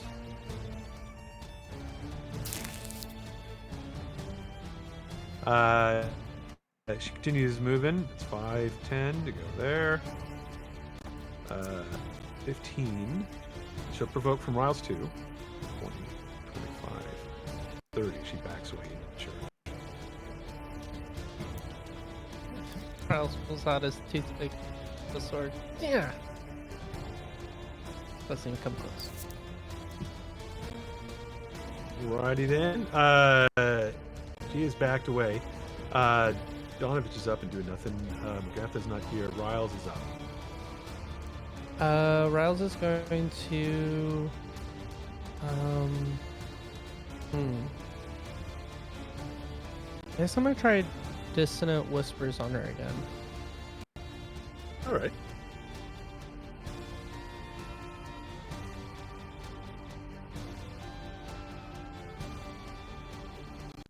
Success. 17 But yeah, success. 8 points of damage. It grabs her head, just shakes off the greater part of that spell. Anything else for Riles? Yeah, he's gonna move into the room that Myrtle was in because he saw her talk about her being up there. All right.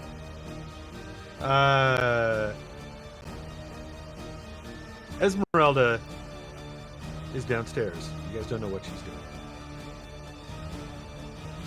Everybody went upstairs. Yeah, Naza, that's- your turn. I'm gonna make a couple rolls here. Okay. Nazok, your turn. Alright, excuse me, Gretchen. Of course. Excuse me, Bear. Hey, Ophelia. She's not the one I had cursed, right? Or hexed. No, it was that actually when you come out the door, you look the other direction, you see her outside. Oh. Okay, well. In that case.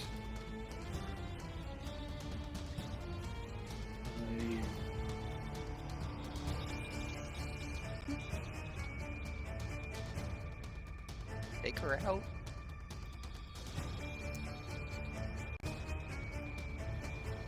Well, not with that roll.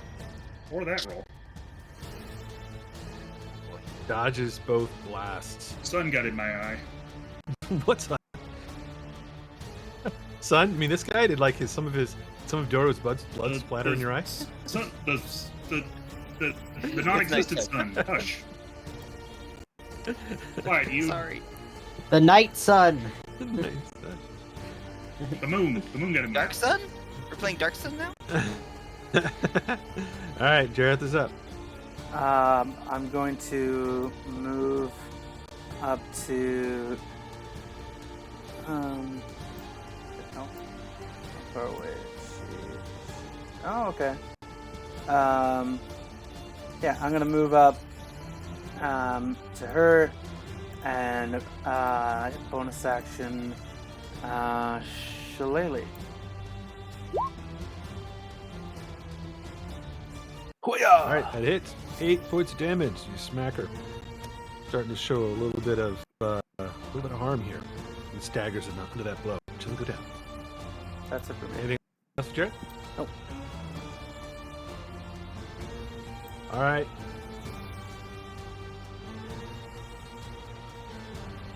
Garrison Garrison's will up. come running around the corner. 5, 10, get around Gretchen. 15. I go through the totem bear. Yeah, Hmm. it doesn't. It's not really there. It's just a little spiritual effect. 15, 20, 25.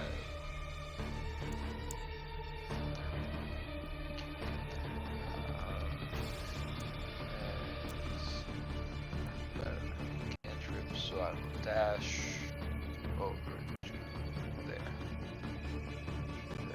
Hang in there, Jareth. Eventually she's just gonna disappear. Well, we already killed her sister downstairs, so we got one.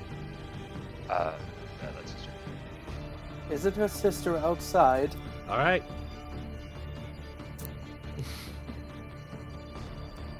My sister's not dead. You're a liar. Gretchen is up. All right. So I am. First, I will move the spiritual weapon All right. to Afalia. And let me roll damage on that, sorry.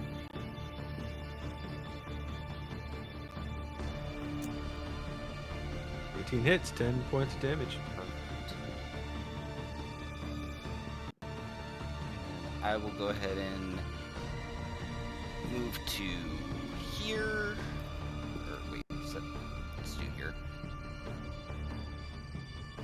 And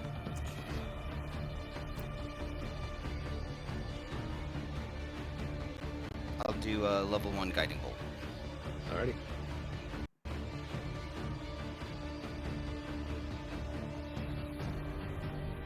Hit. Same person, right? Yeah. More points. Cries out in pain. Staggers again. Still just holding on. That'll do That it. for Gretchen? Yep. All right. Let's see if Timothy can finish somewhere home for you. You can see Folly already starting to concentrate. And Bella outside doing the same. Gotta do it now, Vimity. Abadabradare. Abadare. Abadare. Beginning to in and out of existence. 5, 10, 15. Pick up my spear! Alright. Cause I threw it. Step over here. Gonna panic again. This, oddly enough, I have a limited amount of times I can panic. This is my last one. That's reassuring. Don't panic, you just don't gain the benefits of it. I just, well, yeah, I'm in a constant state of unlimited panic. panics, but Yeah, only limited useful panics. Yeah, this is like super panic. He's the boy that cried panic. One too many panics and it just doesn't do anything anymore. Yeah, that's the last time I could do that. Then I yuck my spirit. Let's go. I'm feeling a little bit spicy. Let's go. Fire damage, because why not for my spear. Alright. We'll go. What? 20 to hit. Hits. 16. No, D6, right? Yeah, D6, and we'll also do the Cloud Strike, do an extra D4 of thunder damage, plus 3 thunder damage. She has to make a DC 15 Wisdom save. You realize the fire washes over her and seems to be less effective than you were hoping. No! But thunder blows in your face. Ah! And I got a little save. What is it, a wisdom save? Wisdom save, DC 15. Fail. She can't see me!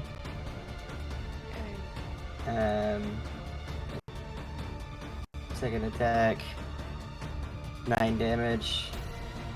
She can't see you, so roll with advantage. You will hit. Oh, yes, that's right.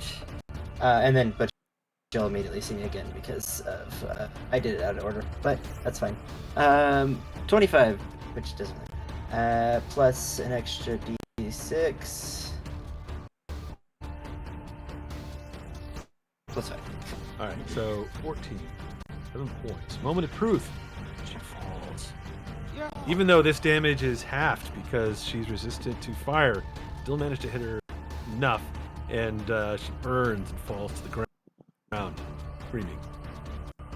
Oh, cool! I get 10 HP from my spear. Wait, does it need to use melee for the attack? Oh, it might be when you hit a melee attack. Yep. Well, that's all right. So, yep. That's my turn. Thalia is down. Bella hears a scream from in there. And she's like, Thalia! And she tries to run past Nazoth to see what happened to her sister. Nazoth, if you got a weapon in hand or something you want to make an opportunity attack with, you can. I've got daggers, apparently. I think those were just with my starting thing. Would you have one in hand? No, I wouldn't have one in hand. I just cast. Taking an arm strike. So you could throw a punch if you really want to, but that will take up your reaction. Might as well.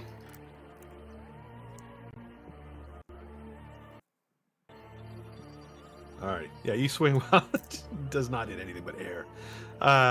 Bella, seeing her sister on the ground, burning and dying, and all of you arrayed against her, and spirit guardians in the way, she, cry of frustration, winks out of existence. Back to the ethereal plane with you, Nessie. Donovich is downstairs doing his thing. Morgantha does not return. Riles, you look around. The witches seem to be gone, and one of them seems to be burning. Myrtle is crying under the bed. And I'm going to pull you guys out of initiative at this point because they are returning. How does she not come back after her daughter's murdered? What a terrible mom. Evil. She's hurt. Evil. She's hurt. She'll die if she comes back. She can always have more daughters. Nazoth looks like a very prospective husband to give her many children. I attempt to comfort Myrtle with Riles if he wants to help. Yeah, I try to, I don't know, You want to tell a story? tell a sweet kid story. Yeah, Yeah. We'll tell a comforting fairy tale. I'm gonna go downstairs and talk to the murderer. Oh, jeez. Murderer? What? I'll Hey, go that's with that's Nazoth's fiance. I think he means Esmeralda. What did I miss? Garrison, just wait.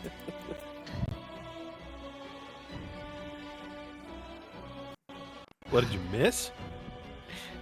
Esmeralda someone killed. needs to explain it to Jareth. He Okay, doesn't know. Riles will try to explain it in the form of a fairy tale about like apples and oranges. So like he's like using this to like tell Jareth, but also to try to comfort Myrtle. I can do a performance check. I got this, guys. Don't worry. I'll give you some guidance. What? We He makes invest up a in story fate. that somehow tells Jareth that that Esmeralda pretty much chopped off Once there was a Donovich's. priest named Donovich Oh, so you're who had saying... a son who was a son of a bitch. So, Riles, you're saying to save the kingdom, the good witch Esmeralda had to kill the son of the priest. Yep, that's the story. And then a young strapping knight called Nazoth proposed to her, and that's how the story ends. Aww, what a beautiful story, right, Myrtle? That's right. Forgot about that. Nazoth proposed to Esmeralda. It's a great story. All right, Good end. Garrison, you come downstairs. Esmeralda's got Doru's head like in one hand. And she has her rapier pointed at Donovich. And you can see the tip is like drawn a little bit of blood from like his shoulder. And she is berating him. She's saying, "Your son was killed a long time ago, you old fool. You locking him away here in your basement, you play into the Lord's hands. You play into Strahd's hands with your weakness. You have power. He has come to your door. I saw the scratches. This is all just to torture you, old fool. You must give him up.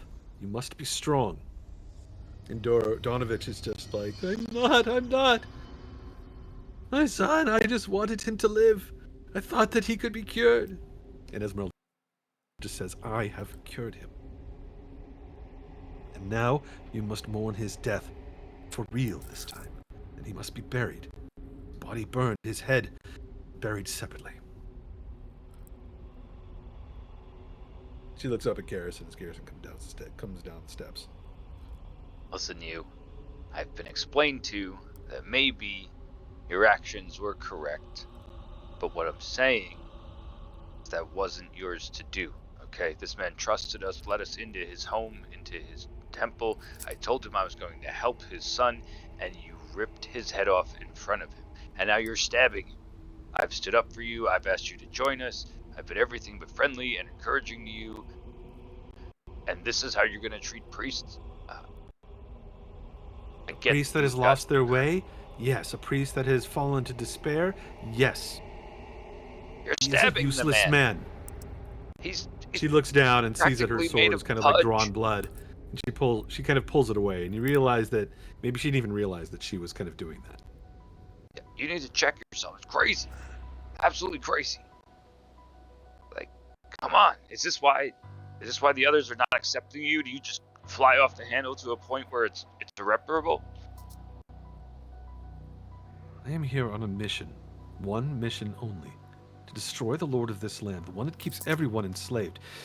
All I've seen the rest of you do is wander around and get into trouble with things that have nothing to do with Strahd. Antagonizing witches. Coddling old fools. Protecting children that you cannot protect them. What are you going to do? Are you going to drag Myrtle around with you everywhere you go, hoping to defend her against every evil in this land? Correct. You cannot fight that evil if you are paralyzed by your own inaction. We got enough action here, okay? You don't get to do the action, all right? I do the action. Everybody else reacts to that. You don't get to do tearing people's heads off and calling them vampires until we at least talk to someone else about it, right? Talk to who? Apologize. I don't know, Gretchen, somebody that is smarter than I am. Esmeralda looks over at Gretchen. You're a priest. Do you know what this is? And she holds up the head of Doru. Can you see this?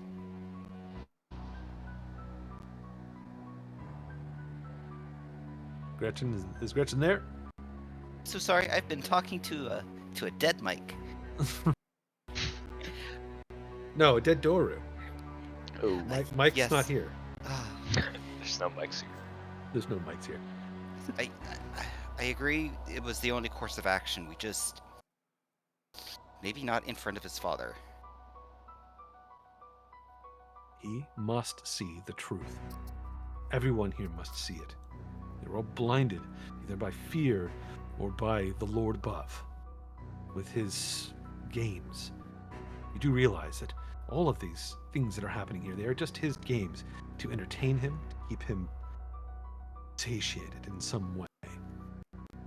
I think even you are playing into his games with all of this. I don't think we are. I think you're missing it. I think you're missing the point of what this building is and what this man has the capability of. However, he may be going through a hardship like losing his son to some kind of terrible plague, whether it becoming a wolf man or a vampire or some other nasty nonsense that's in this whole place. And for a second, if you could think of more than just yourself, this place may be able to hold off the very same evil that you're trying to fight. So perhaps you forgive this man of trying to keep his son alive, whether the state of it wasn't great, right? He was not alive. Okay, but he was still with him. Could you not see the pain that it would take for a father to have to kill his son, whether a second time or third, whether he was alive or not? Like, get that it's easy for you to just do it, but come on. Wild out here. She just kind of like shakes her head and just kind of looks at the ground. She says, "Do we bury this body? Do we deal with it, or are you going to be the just expert. give me a lecture until?" I don't know. What do we do with it? We bury them away from each other until somebody digs it up and puts it back together? Like, what's the right way to handle this? Donovan, how Burn would the you like body, your bury son the to- head separately. Can Whatever this. we have a cremation? You're lucky that Doru was not much more than a thrall to Strahd. If he was a full vampire, this would have been a much different story.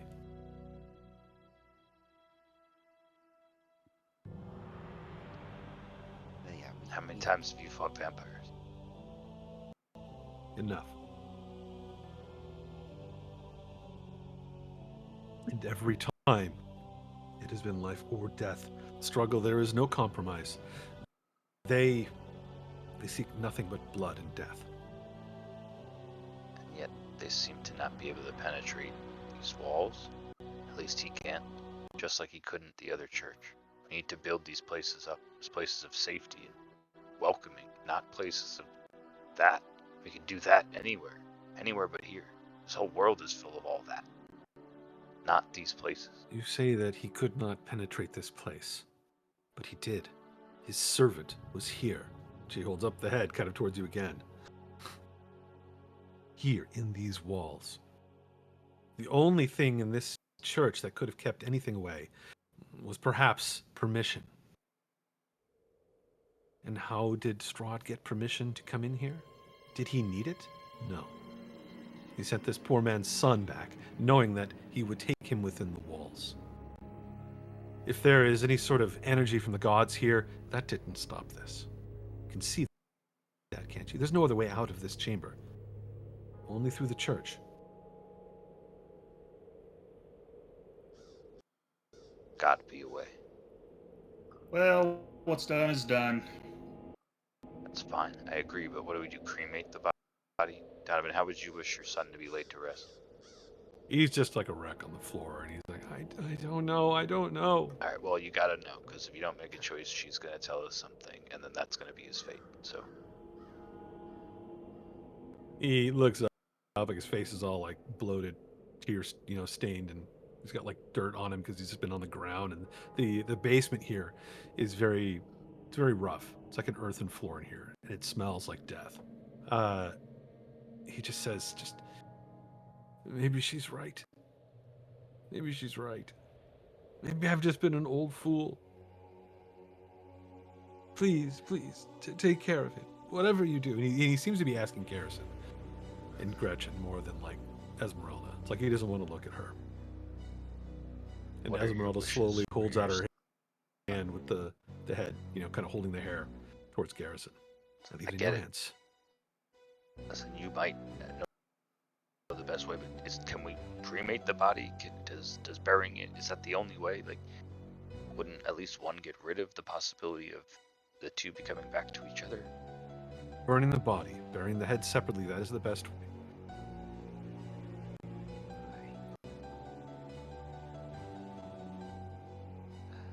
Donovich, I think it would be best if you went upstairs for now. Is there a plot out back? Possibly a place that you could visit? It's a graveyard out back. If we look at the village of Barovia here. Is there a plot for your family? Possibly a place that you would like to go to remember your son? There is.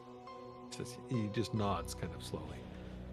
There is a place, yes. And he kind of drags himself to his feet and starts kind of just walking towards the stair, almost like a zombie. Heading upstairs to the upper area of the church. Garrison, could you get Yoru? I don't think I can lift him. Yeah, of course. And I'll take the head from Esmeralda if it's still being offered. All right.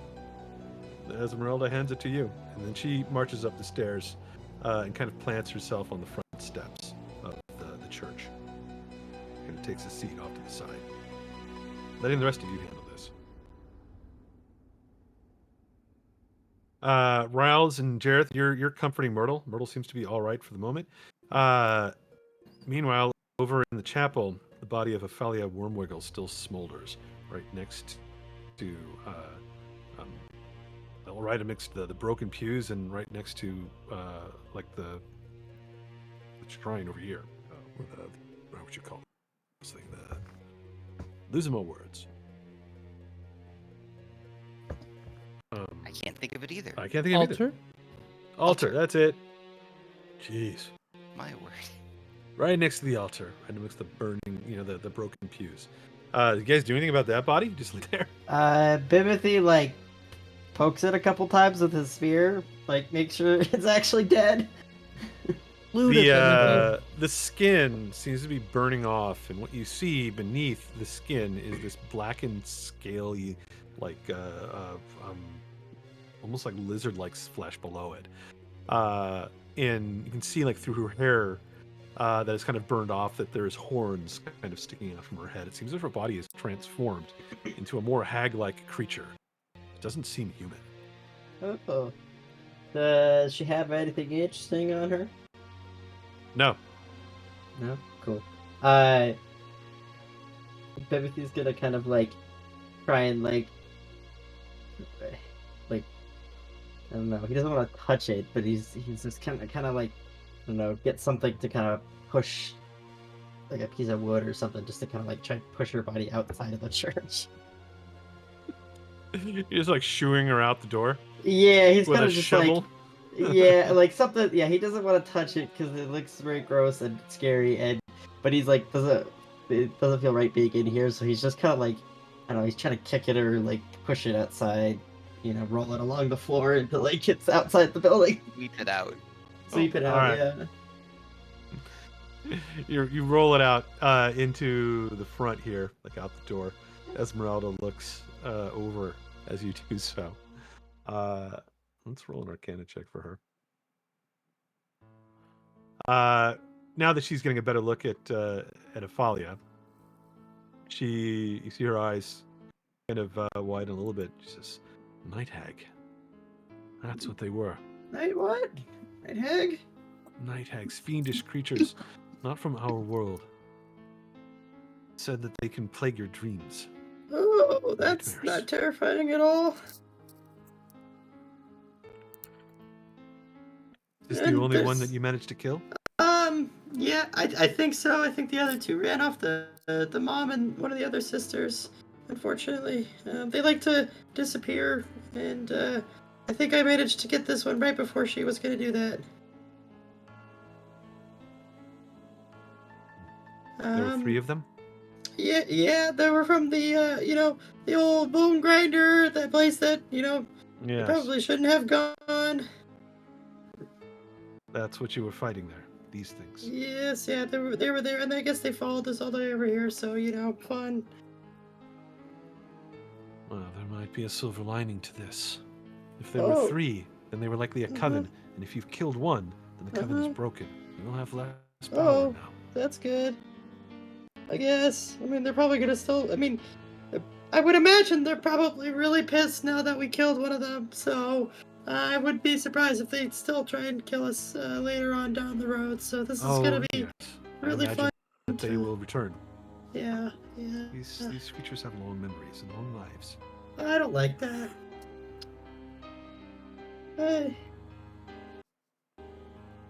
Yeah. Well.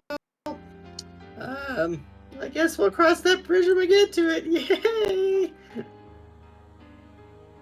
Over in Discord, here's an image of what she's sort of become underneath that skin. It's burning away. That's not good. Yeah, that's not pleasant. Nope.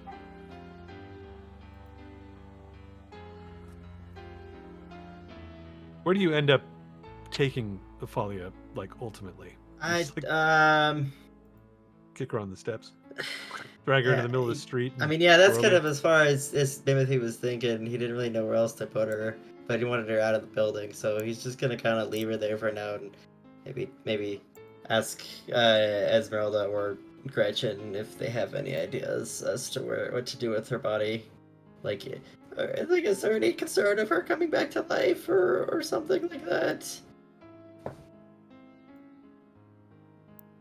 wouldn't think so, but I don't. I just don't know how to properly handle the dead body of a hag. I made a check on night hags a session or two ago, right? I think you did. I don't know if you rolled very well on it though. Okay.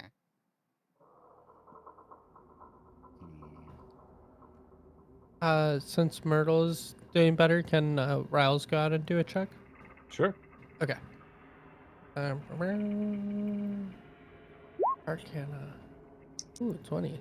Does he know if this body is anything that we should be worried about? As far as you know, they die like any other sort of mortal creature, that they don't return from the dead spontaneously. But you also know kind of the same things that Esmeralda was just saying. Mm-hmm. They are stronger in covens. If they were all night hags, this is they were a powerful coven, and even if the coven is broken, they likely still have these powers to haunt people's nightmares or to haunt their dreams, and mess with them when they're asleep. You already knew that, I think. Yeah. Okay. Well, Riles isn't gonna say any of that to Bimothy. He's gonna say, "Nope, the body's is perfectly fine," and he like kicks some of the rubble onto it. Like, "Yep, just a mess for someone else to clean, but nothing to worry about, Bimothy." Okay. I mean, I think the other two are still out there, so I'm still pretty worried.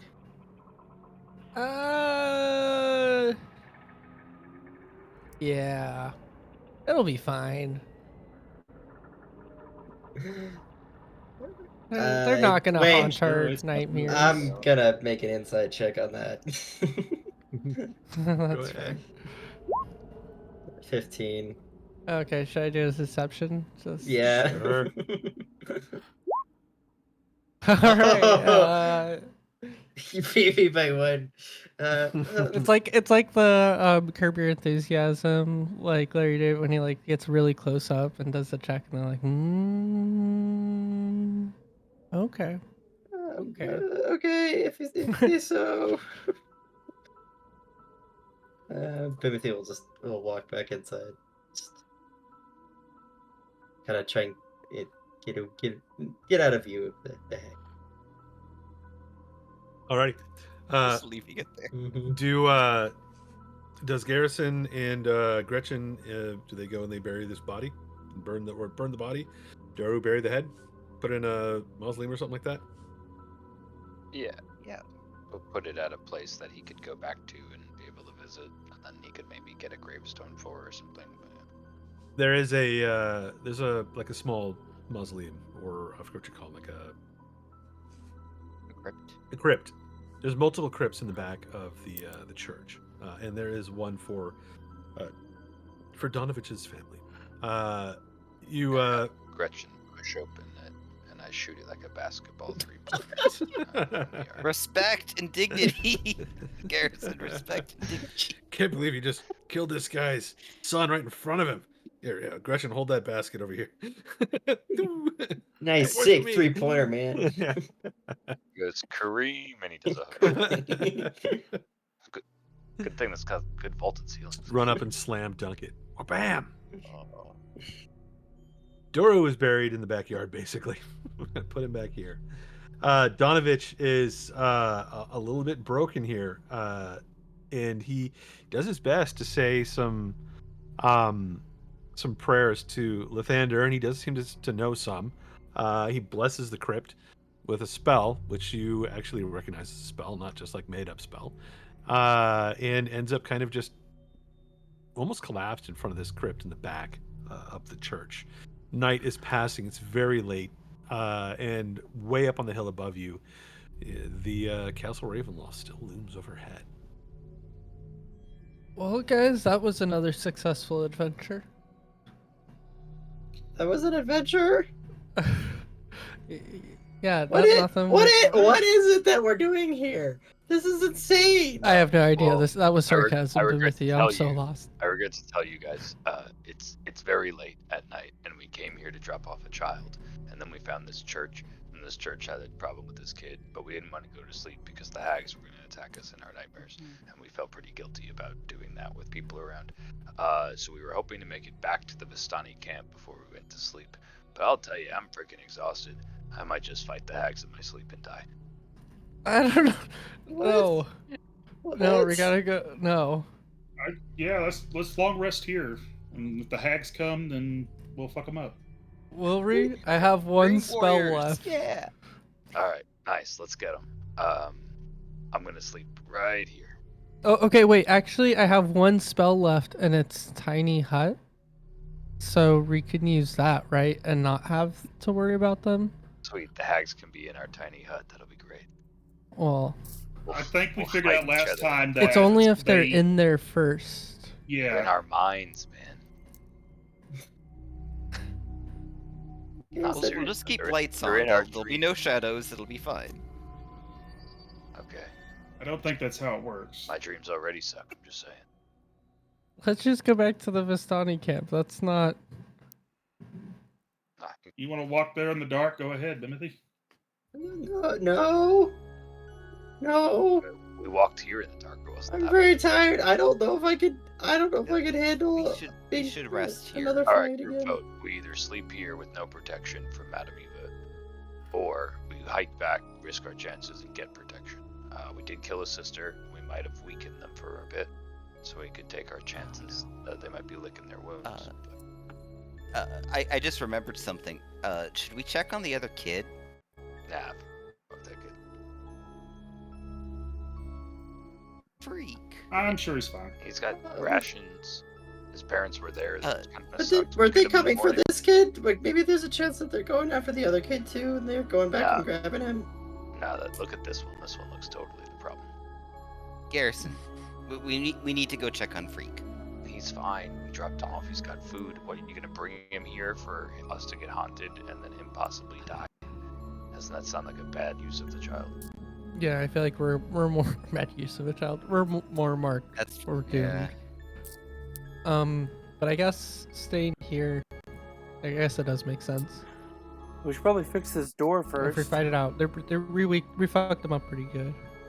I'll leave it open. It worked out well for us last time. Yeah, I'm gonna try to fix this door. I don't think the doors matter too much.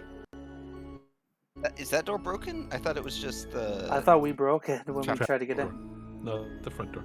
Front door's fine. Oh. No, he let you in. I don't think you guys kicked open the front door, did you? Yeah, I thought we did. Nope. Because he wouldn't let us in. No, Garrison, I'm do you trying to remember He kept kicking saying anything? go. We kicked open the door to Freak's house, or to Myrtle's. Myrtle's wait, house? Myrtle's house. Yeah. I don't recall you kicking in the door in this place. I don't think. Oh no, I first blasted the door. That's right. Oh.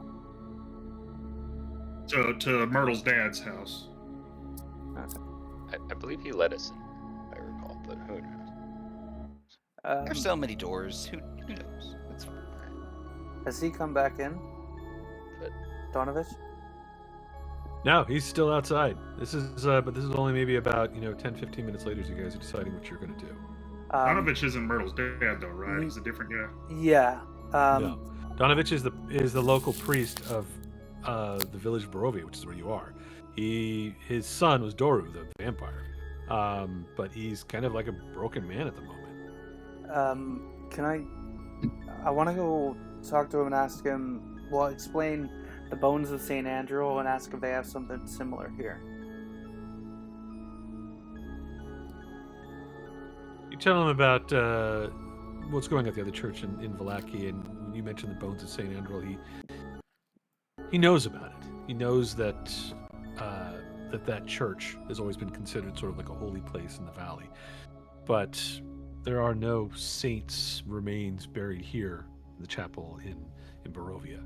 If the bones of St. Andrew protect that place, well, we have nothing here of the same. As you can see, we have been attacked before. The chapel is in disarray. I don't know why they let me live. Maybe just to torture me.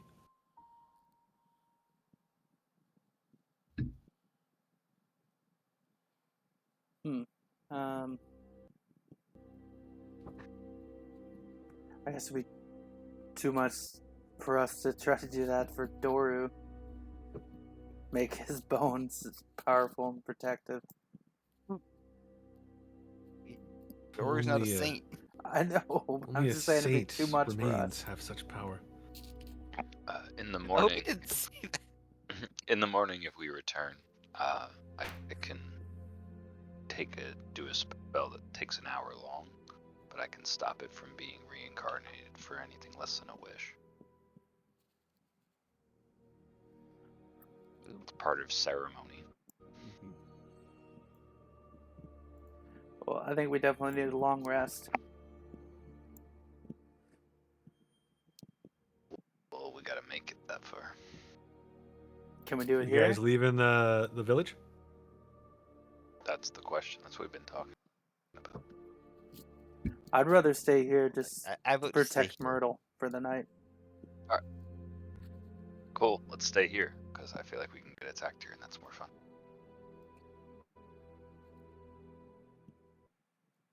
All right, where are you setting up?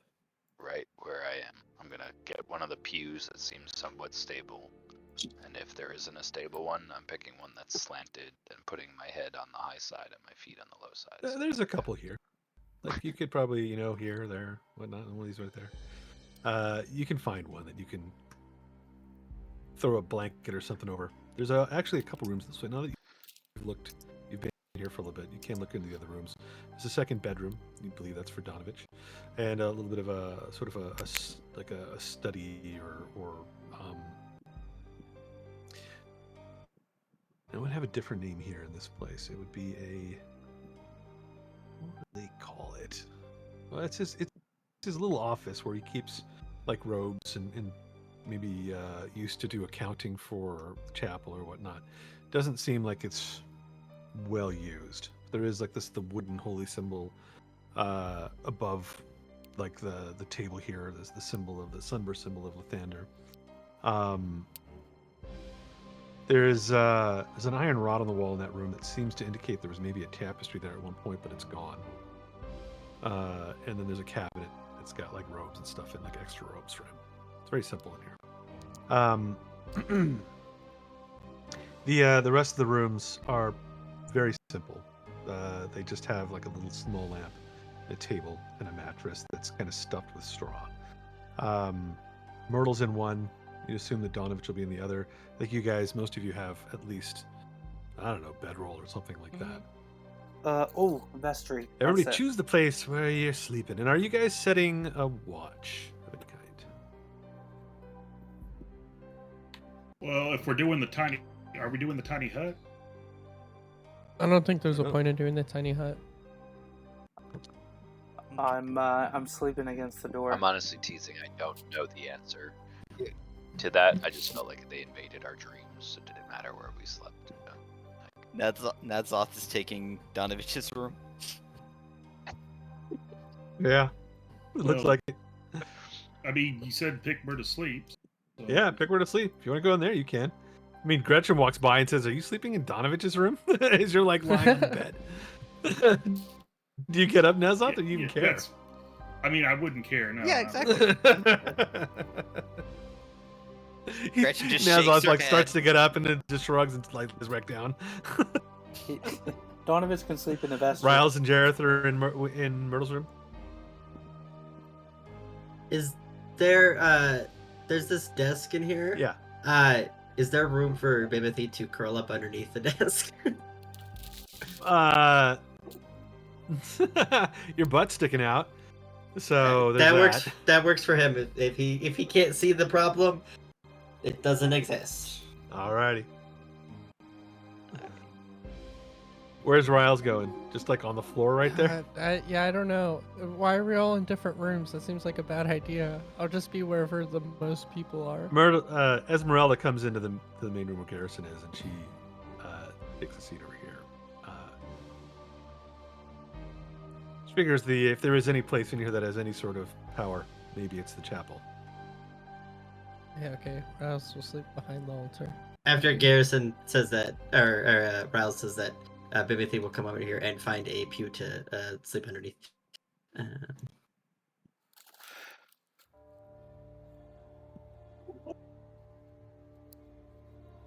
Alrighty then. Gretchen, you just in the hallway? Yeah. Yeah, stay between the two rooms. Hey, Gretchen, can you make sure the front doors Does anybody are stay closed? for a watch? Is there a watch here? Yeah, the front door's shut. Esmeralda says, "Don't worry, I closed the door." Thank Calls. you. She's like, "I wasn't born in a barn." You enter the door, you close Yes. the door. Rob, what time is it right now? Would you say? Probably after kind of tending to the body and whatnot, it's probably like 11 or so at night. So if we do 12 hours and get a late start, is that unreasonable to do like a watch set, or is that like too much time? Can we do it? No, in less? you tell me what you guys want to do. Well, don't you need a certain amount of uninterrupted sleep? So like it's got to be at least like 10 hours or something. The 5 minutes. I would say that 10 would also, but you also have Jareth who only needs like 4. So Okay. So let's do 10 hours, and Garrison will stay awake the first 2 or 3. You know, and we'll do it that way. We'll just wake up later. Okay, and then you guys want to set like a sort of standard operating. I can put this like over in, like in Cursed Thursdays. We can put over on the first page the standard operating like watch if you want. Gretchen will take second shift.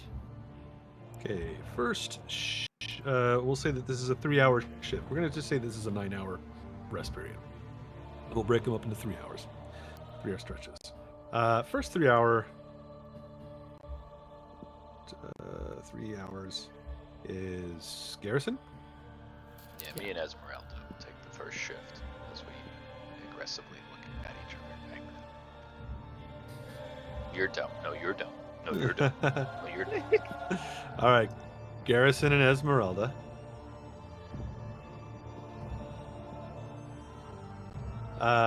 Gretchen, and is there a second person on the second shift? Bimothy will watch with Gretchen.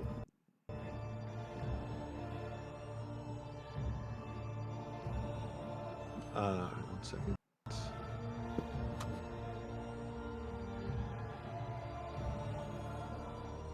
Gretchen and Timothy. You don't have to be so scared all the time, Bimothy. You're so strong. I mean, I'm believing that more now, but that still doesn't mean I can't be absolutely terrified of everything that's happening, because honestly, I don't know why anyone else is not terrified. Okay, This is I'm absolutely sorry I said horrible. anything. You're okay. It's okay. There's vampires and hags and werewolves and... Oh, breathe. Paper bag here. All right, third shift. Jareth, you only really need like 4 hours of sleep, so you can kind of take like 2 of these shifts. Yeah, If you after want I to. meditate, I'm just going to keep an eye on Myrtle. But I'll be listening to the door. All right, I'm going to put Jareth on both second and third shift. Rouse will also take third shift.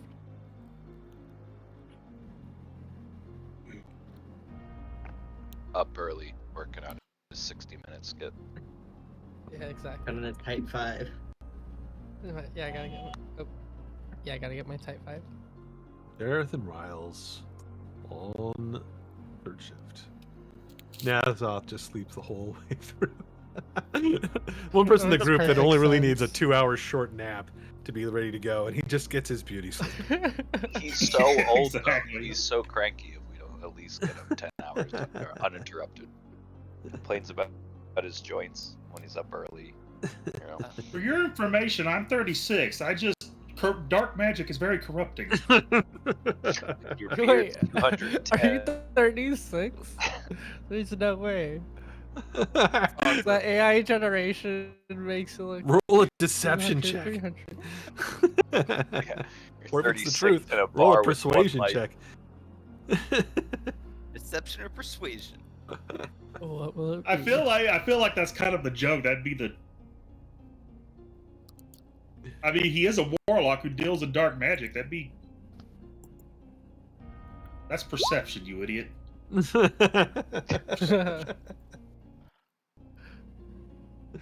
Alrighty. Oh, Just I like take- the first He's like, no, roll. really, I'm 35, Yeah. and nobody believes him. Just take the first roll and add the bonus. His bonus is higher. Yeah. So it'd be 20. I kind of want to use the second one. It's fine. Either way. It doesn't really matter. Some of you believe it, some of you don't. He definitely does not look 35. He looks. Oh yeah, he 100% doesn't look. He looks. He looks like he's in his Gandalf 60s. old. Yeah, right. He's seen millennia. Dark magic is a hell of a drug. Don't smoke crack. Don't smoke crack. Indeed. Um, Alrighty. well, Rob, do we make it? You make something. Hey. Gretchen and Bimothy. Your dreams disturbed. You wake up multiple times, kind of feeling like there's something, like you hear something, but then you kind of roll over and go back to sleep, and there doesn't seem to be anything else, happening. Like you look up, and Esmeralda kind of looks your direction, and then you're like, oh, whatever, and you go back to sleep. Yeah. But both of you have awful dreams you revisit sort of the attack in the basement below, and you see Esmeralda like in the corner, like working at Doru, like with that axe, just like thwack, thwack, thwack. And then when they turn around, though, instead of carrying like Doru's head, they have Garrison's head like in their hand, and Oh no. they walk away, kind of like with that, and you see that like that Esmeralda has like fangs instead. I'm gonna need.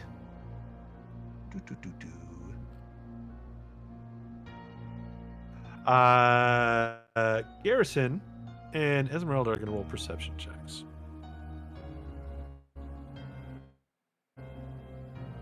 You guys are on watch. Garrison, give me a perception check. Ooh. All right, you don't notice this, Garrison. No, you're dumb. At all. But Esmeralda keeps kind of looking back towards like Bimothy and Gretchen.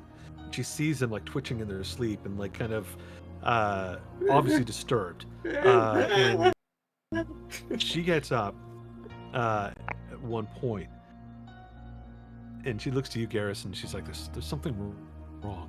No, he's got restless leg. It's like a dog. Don't worry about it. Yeah, his leg is actually like kicking.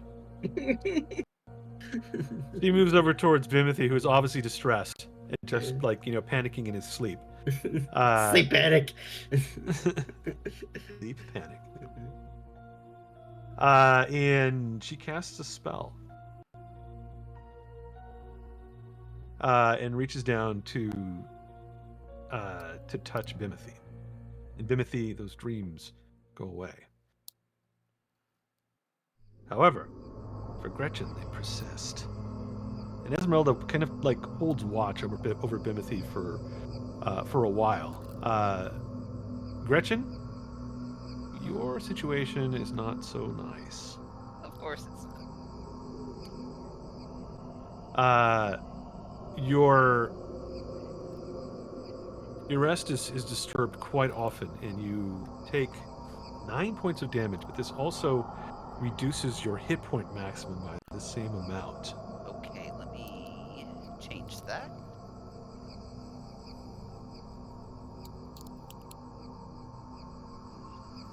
Is this a permanent change?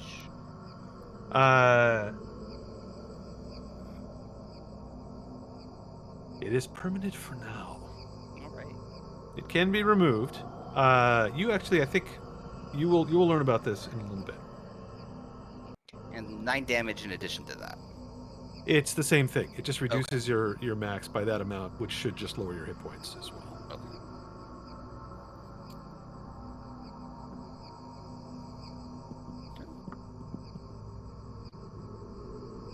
I changed it on the sheet, but I'll change it on the Roll22. Oh, it's there.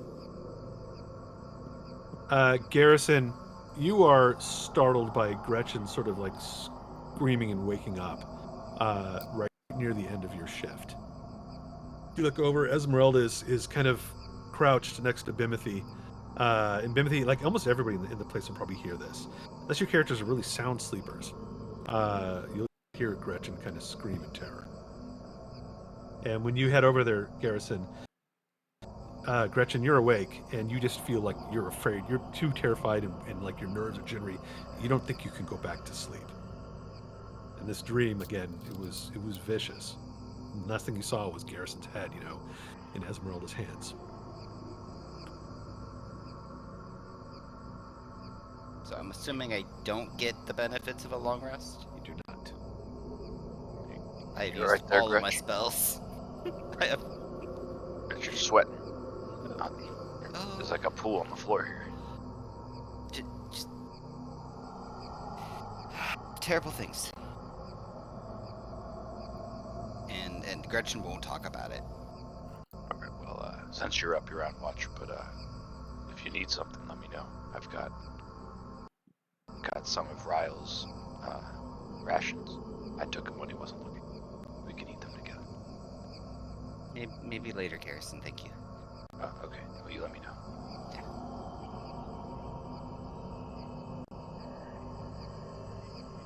All right. And I First guess- shift passes. Esmeralda has kept Bimothy from, protected him apparently from these dreams. Bimothy, when you wake up, like these dreams have gone away, and when I think your shift is what, the second? Yeah, second with shift is second yours. shift with Gretchen.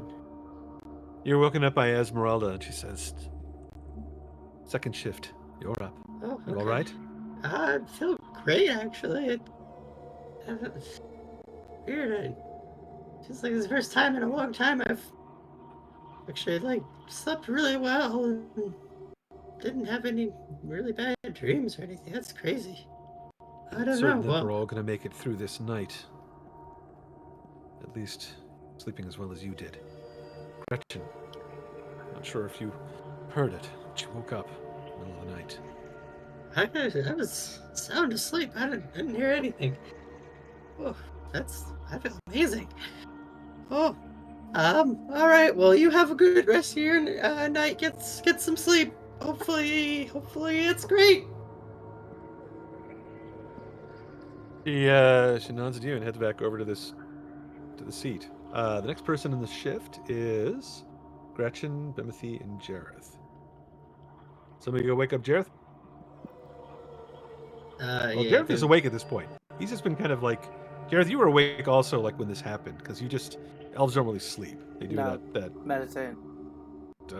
trance thing. Hmm. Yeah. So you know when it's like your turn. Do I get my long rest? You do.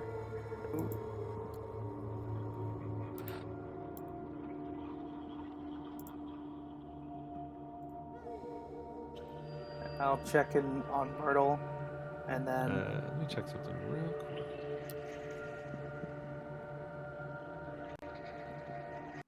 Myrtle's asleep. okay, and I'll come out and see how But kind of, Gretchen's she doing. did wake up at one point when Gretchen screamed. She kind of pulled the covers closer, but then she eventually went back to sleep. Hey Gretch, how's it going? Feeling okay? Yeah, I'm fine. Thanks, Jareth. Alright. Well, if you need anything, let me know. Just fine. Absolutely fine. No, I'm fine. Just fine.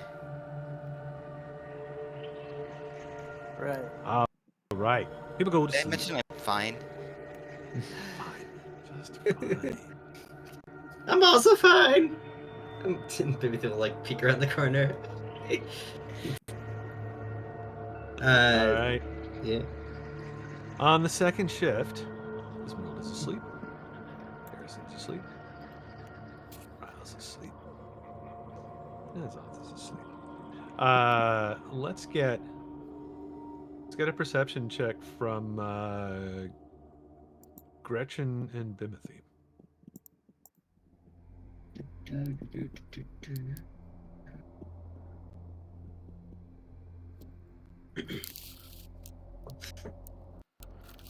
Gretchen, you hear Garrison stirring in his sleep, kind of alarmingly, like making some noises, kind of like when you come around the corner to check on him, you see that he's having fitful dreams. You can only imagine he's seeing in his mind.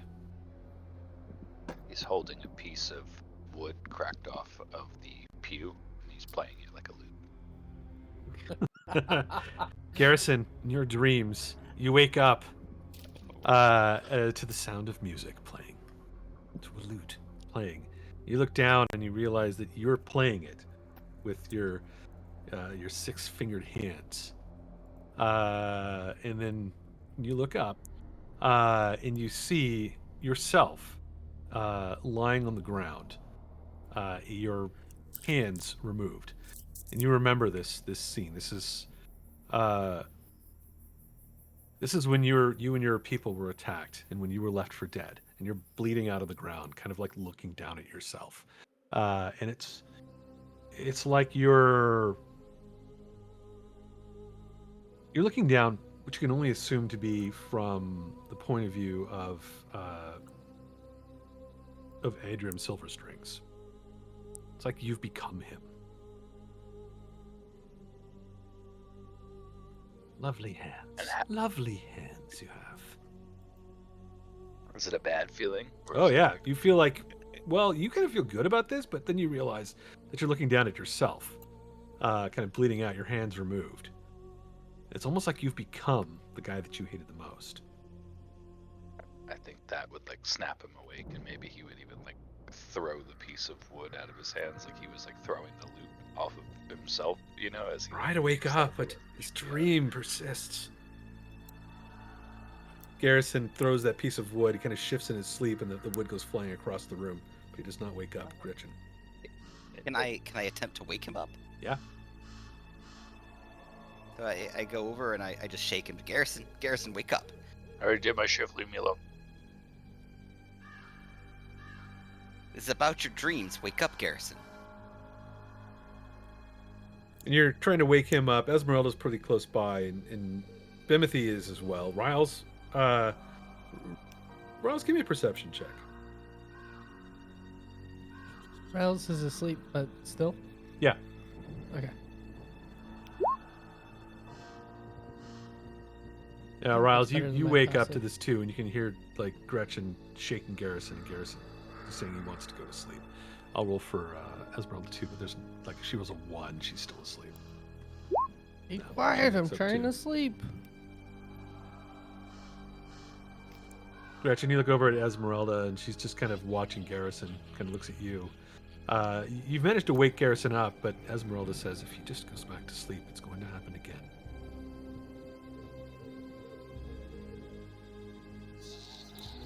She moves closer, and kind of sits down next to you, Garrison. She says, "I can help you if you trust me." Fine, Is whatever. she saying that to Garrison or? She's saying that to Gretchen? Garrison. Unless Don't Gretchen's got stab me something. with your rapier. No, you're not beyond hope. How come you couldn't do this for her? Then? Because I was busy doing it for Bimothy. She looks over at Bimothy. What? What did you do? What, I'm fine. What Don't- about don't what worry about about me, everyone I'll be else? fine. I can only help one person. Well, then don't be busy with me. What about the rest of them? I don't think anyone's being affected right now. All right, fine. Give me another perception check for Gretchen and Bimothy.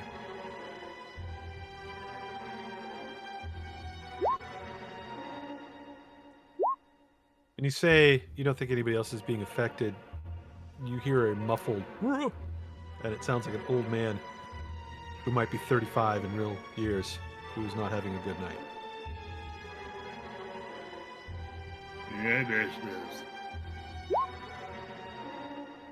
Yeah, He's fine. He's probably enjoying Bimothy, it. Bimothy doesn't will actually go- hear it because it's through a door. Oh, Bimothy. Gretchen's the one who that's made it cool. with the Yeah. 18. Cool. The Bimothy just continues to watch Garrison. I set a 15 for myself to decide if Dazov needed help, but he's probably enjoying it. No, Esmeralda helped him. He needs the rest more than I do. He really does. If you say so. She gets up and goes over to the room here, opens the door to Nazov's room. Nazov, give me a. Actually, Nazov, you're kind of out of it at the moment, so she kind of moves in, sits down next to the bed. You're tossing and turning. Nazov, you're having dreams of shit. I don't know what would be a bad dream from Nazov. Family dinner on Sunday. Traumatic dream for Nazov. Traumatic dream for Nazov. A hug from his mom. There are Yep. pictures of dancing children in a field. Sunshine, unicorns. Yeah, you ever see that episode of Dragon Ball Z where Frieza's in hell, but his hell is like a happy? Yeah. I don't know if I've ever seen it. So- You're in the good. So- Nazoth is in the good place. If Yeah, anybody's pretty ever much. seen that Yes. show. I watch all shows. I know everything. The Good Place is a good show. If you've never seen it, anybody, great show. Watch it. Highly suggest it. I love the good. It's a good show. Esmeralda comes in and she casts a spell, and Nazoth's dreams quiet. Turn back to the dark things that he remembers. Maybe a wedding to Esmeralda. Heads all around.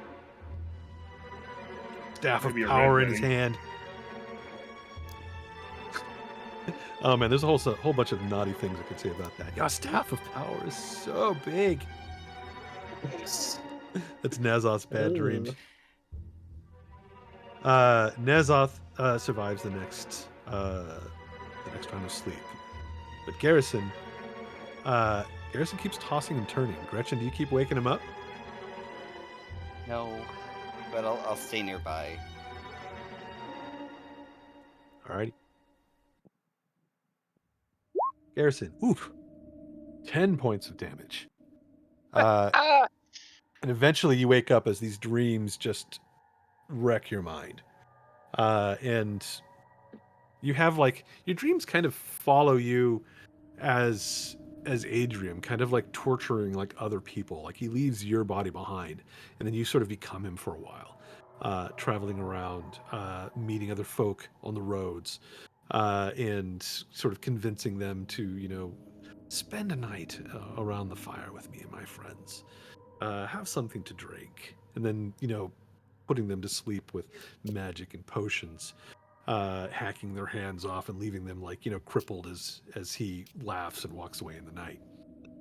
And you spend what feels like days in this horrid sort of nightmare. Maybe I should have been waking up. Sorry. No long rest for Garrison, and 10 hit points done. Third watch is Jareth and Riles. Garrison is still asleep, but no further damage there. Let's Riles, you are eventually woken up for the last watch. Jareth is up for it as well. You get a full. Do I get a? You do. Hell yeah. Long rest. Sweet. That must be nice. Jareth survives too, but this means that Gretchen and Bimothy will. You need to kind of get a little bit more rest to be fully rested. Back to sleep. Gretchen actually can't. Gretchen, you're kind of up now at this point because of these nightmares that have plagued you. And Garrison is awake now too, and is having a really hard time going back to sleep.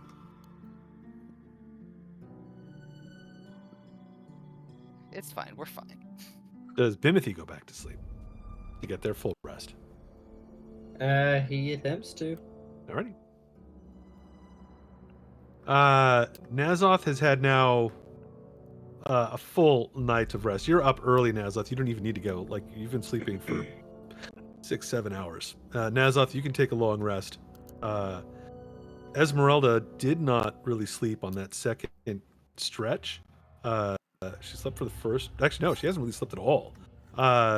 And for this last stretch, you can tell that she's pretty tired after having kind of guarded Nazoth at night. I'm fine. Nazoth, when you wake up, Esmeralda is sitting next to you. Yeah. Well, hello. Good morning. Couldn't resist, could you? Did you sleep well? Slept like a rock. How about you? I haven't slept at all. I don't suppose that you have any magic to protect against spirits. Perhaps a ward, a circle of protection, a protection spell of some kind? Not on me, no. I had a long rest. She says that's unfortunate. Oh, that sounds like a personal problem. She heads back out. Sees Riles up and happy. Bimothy is going back to sleep, and Esmeralda tells Gretchen, if anyone else's dreams are disturbed, wake me, please. And she heads back over. Actually, over here. Curls up and tries to get a little bit of sleep for the rest of the day. The rest of the night is gone. Is Bimothy the only one sleeping? At this point, Bimothy is pretty much... Well, Bimothy and Esmeralda are sleeping. Okay, yeah.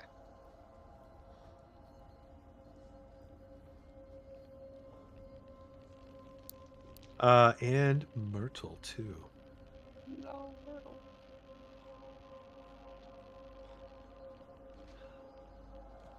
Okay, I'll admit this was a mistake. We should have gone. We should have gone back to the camp. But you guys want to Alrighty. stay here. There's only two. There's three here that are sleeping at this point. It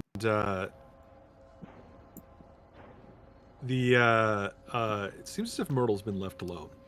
But both Esmeralda and Bimothy start to shift in their sleep. I've been after going an in hour and or out so. of Myrtle's room. Like uncomfortably.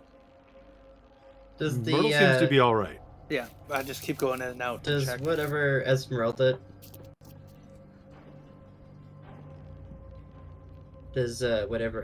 did to me earlier not to carry over? No, it doesn't last long enough. Yeah, okay, cool. As soon as you were sort of showing some signs of distress, she was casting a spell to protect you. Gotcha. Does Gretchen wake anybody up? Yeah, I wake up Esmeralda. Also, about what time is it? This is now. It's been 6 hours. It's probably about 5 in the morning. 6 in the morning. Starting to get a little bit light outside. I mean, it's pitch black kind of until around 7, and then it gets kind of like very dusky. Remember, this place doesn't ever really get full bright light. Is Donovich around? I'm wondering if we. No, you have not seen Donovich all night long. Okay. I'm gonna walk out. Naz, I'm gonna go try to find Donovich outside.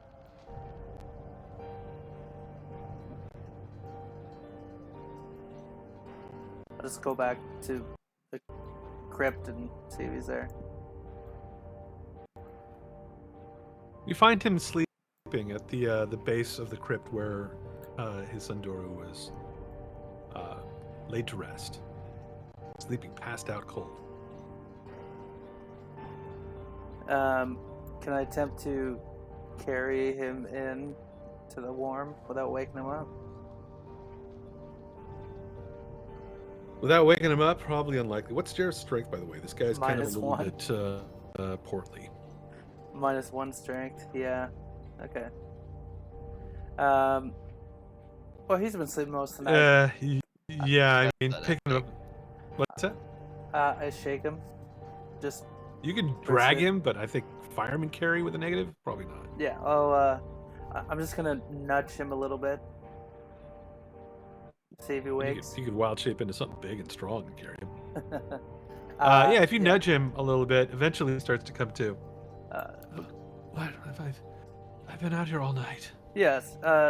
Did you want to come in? And I was just wondering, do you know if the inn delivers? I was gonna see if we can get some breakfast. Delivers? Yeah, Delivers. Delivers food? Yes. Oh, I don't think that they do. Especially not at night. Well, it's about What time is it? 5 o'clock-ish, How I long would have say. I been out here? It's almost time for breakfast. He kind of pulls his cloak tighter and starts wandering. He says, we should go back inside. We shouldn't be out here at night. It's not safe. He hustles kind of around the chapel and heads back inside. Now his bed's free.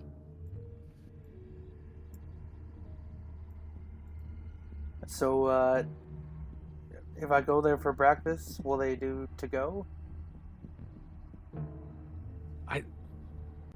I've never asked. Hmm. I don't eat there. Well, I don't really see a kitchen around here. How do you make food?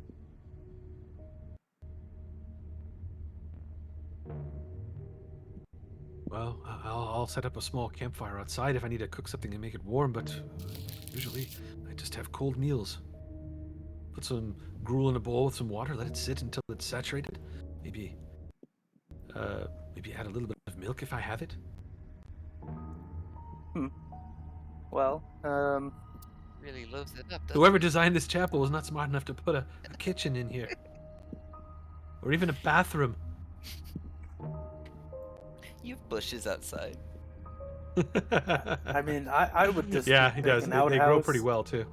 Yeah, make an outhouse outside, and maybe I'd convert this room There's into a kitchen. There's an outhouse right here. Maybe there is. He did no. One of the he just poops in one of the crypts. It's empty. Yeah, this room looks like you could turn it into a kitchen, maybe.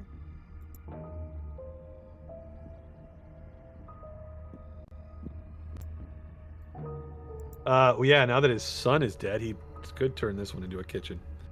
Although the roof is kind of leaking. What was its original purpose? It was another. It was like another bedroom Oh, for like another acolyte. But he dug it out to get beneath this place, like, or so, not him, but somebody else did a long time ago. And it was going to be a place to kind of like, bury important people. But they never really got to that point. They kind of abandoned that, when Strahd rolled in here. Or no more important people to bury.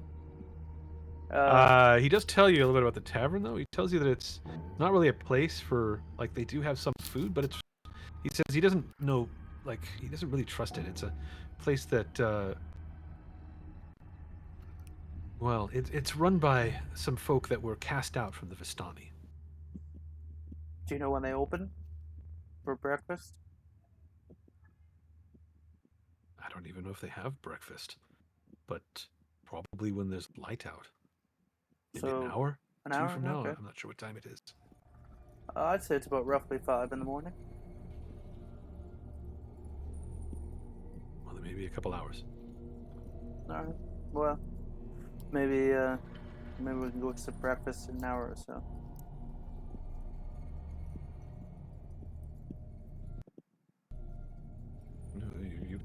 Good for you. I am going to stay here.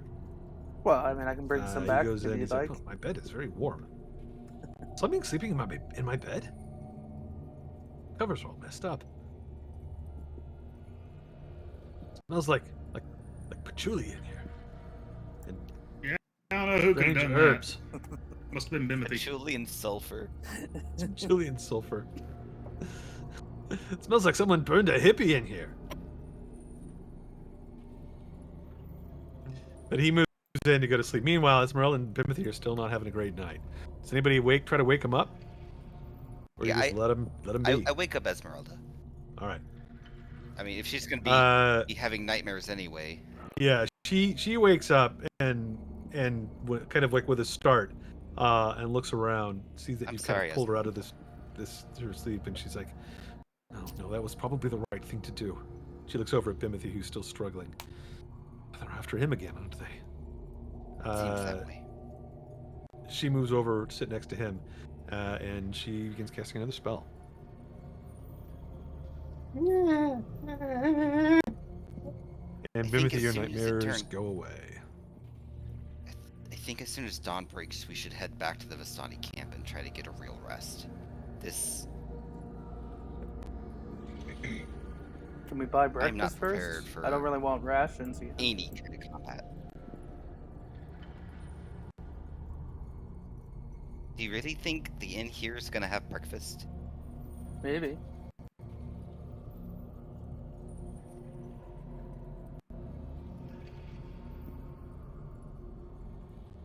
Jareth? Maybe. Who knows? Jareth seems to think so. You guys haven't checked it out. The rest of the morning, or the morning comes. Light kind of comes, a little bit through the windows. You see the idea that the dawn has come to Barovia. Bimothy, you managed to get your long rest, mostly thanks to Esmeralda occasionally casting a spell once you start kind of acting strange. But Esmeralda looks like she has not slept. She has not gotten a long rest. And the suggestion that you go to the Vistani camp She's kind of all for that at this point. It's like normally I would avoid that place like the plague, but if it is a place protected from these hags, then that is where we should probably go. Do you think they would take in the children? I don't know if we can leave them here. She shrugs. I don't know. They have taken in orphans before. You might be able to convince them. But these children... It is hard to become a Vistani. You have to sort of be born into it. I don't know if these children have a much better life with them, always traveling the culture that is not their own. I don't know if it's that it would be any better than this place.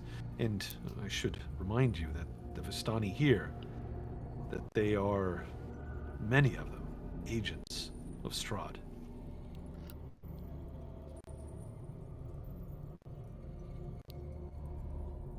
So, you're saying we should just leave them here and hope for the best? I think that you've drawn the ire of these hags, and if you keep the children close by, they could become a target instead of you. Understood. I also think that the forces in this place, besides the hags, that their eye is on you, and not so much the children. Donovich, although he is weak, he may be able to protect Myrtle, at least for a time.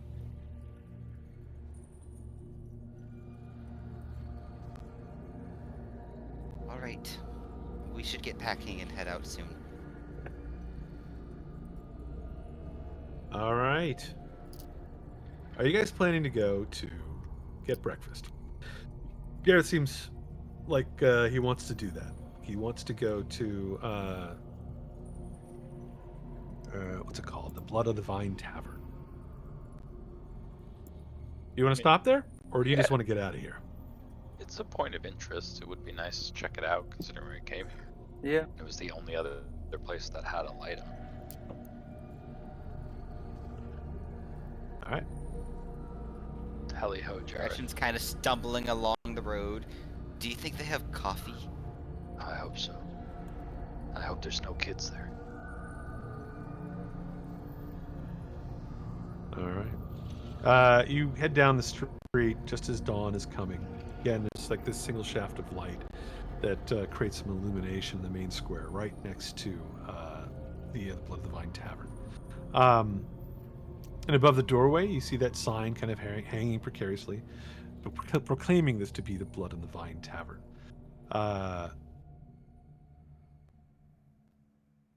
However, there is, now that you're close to it and kind of walking in, you can see that that the sign one second.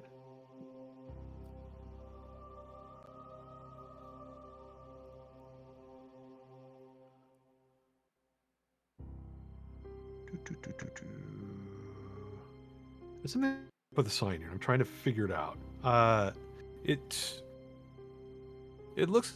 So you were told this place is called the Blood of the Vine, and you can kind of see that the sign reads that way. But once you're closer, you can see that an N has been scratched over, and someone has tried to kind of put an F on there.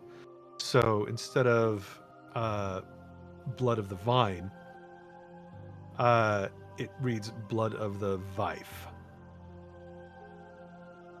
You don't know what that means. Someone has kind of marked up the sign, and it looks like somebody tried to fix it at some point too.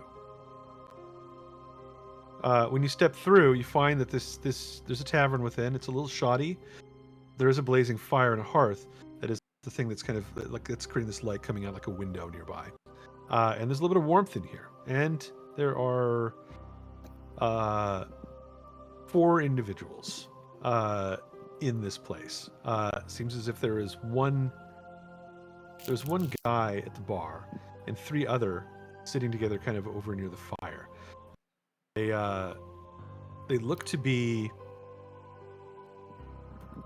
Vistani. They have that sort of darker skin, dark hair, dark eyes. And some of them are still wearing like scarves and some clothing that is kind of culturally like that the Vistani wear. But they don't have the same sort of like carefree and sort of jovial look that most of the Vistani you guys have encountered have. They seem suspicious, especially of your group when you come in. They kind of look your direction. And there's this feeling like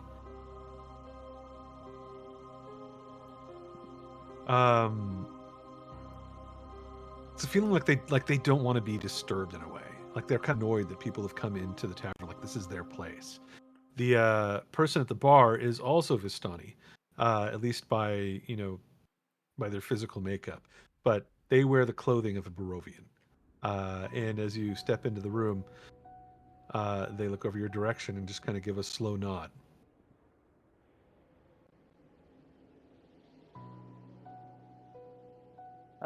Good morning. Breakfast for 7, please.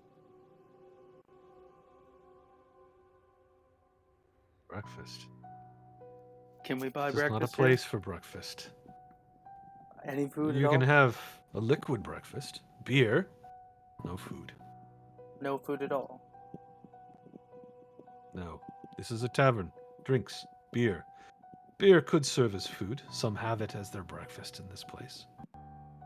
Would Yes. you like some beer? No, I'd rather a non-liquid breakfast. I am sorry then. Cannot help you. I am not a cook, nor do we have a kitchen.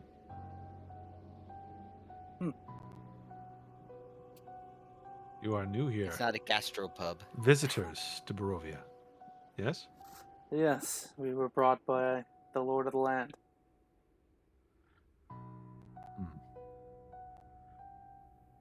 He starts to pour out some glasses of beer. Do you have tea You should have instead? something then. Might be your last drink. You wouldn't happen to have any coffee or very strong tea? He shakes his head. We have wine, we have beer. The wine, well, I'm starting to run out of that. Where do you get your wine from? Have it while it's still here. Riles will get a wine. We get deliveries from Vallaki. They get it from the Wizards of Wine. But But it's been some time since any has come here to Barovia. you should have more shipments coming. We had to fix a problem with the distribution, but it should be coming again. You fixed a problem. Yes, we're friends of the Mordakovs now.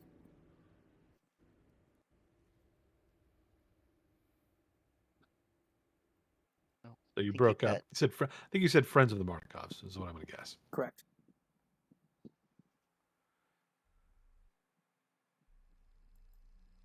Well, if they are making deliveries again, they perhaps have not just made it here yet. No, they were Vallaki still does have making. more people, perhaps. I think they're catching up on back orders, so it might take a little so just bit. traveling that way again. Remind them that the village of Barovia also requires our libations. Your name, sir? Oh, you're breaking up a lot. The wine gets sent to Vallaki and then sent out. Your name, sir? You were breaking up a lot, Fern. You might need to disconnect and reconnect. He says, my name is Eric Lorsk. Well, when we see the Bardakovs again, we'll mention your name and hopefully we can get a shipment out faster.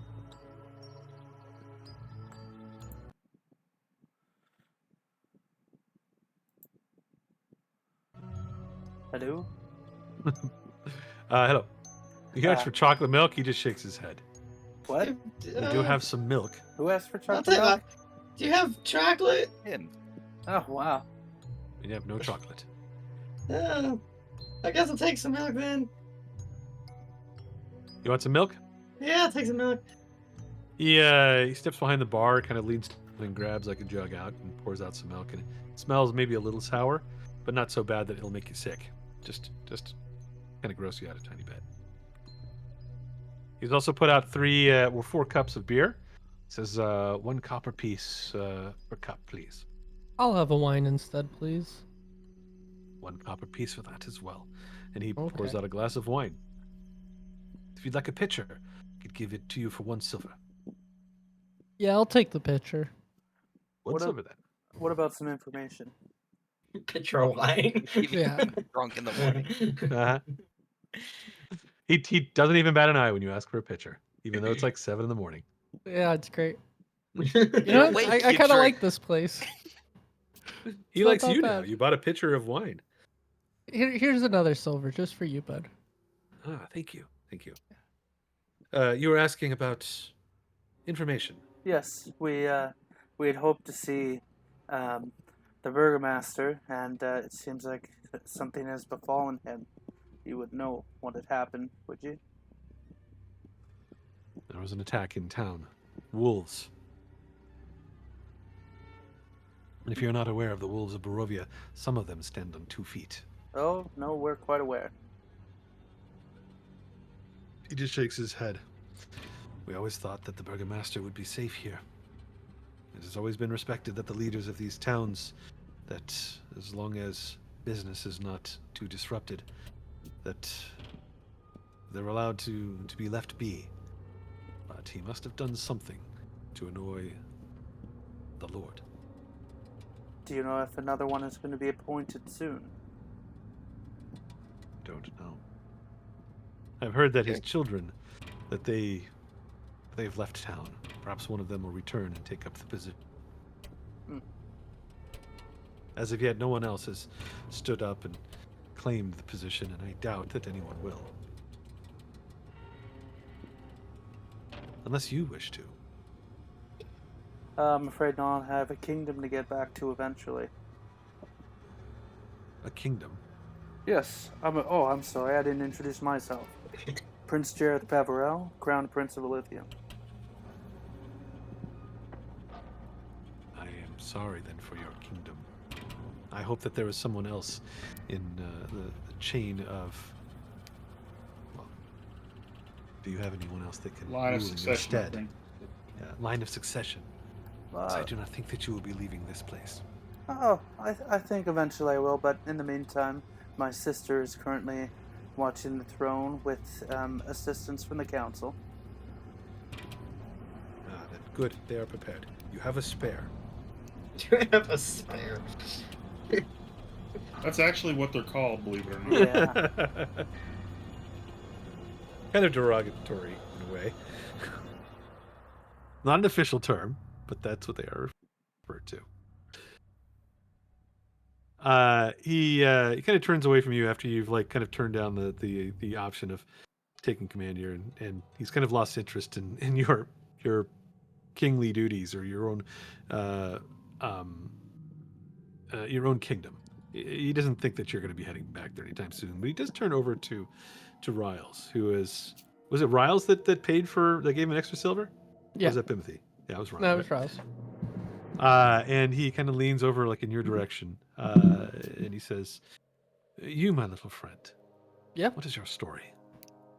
Oh, and he like takes like a big gulp of wine and he's like, so I was telling jokes one day, right? And I make one perfectly innocuous joke and somehow it led to me getting beaten up and drug here, and I've been following these fools ever since. That's my story. And he takes another big sip of wine and refills it with his jug. If they are fools, then why continue traveling with them?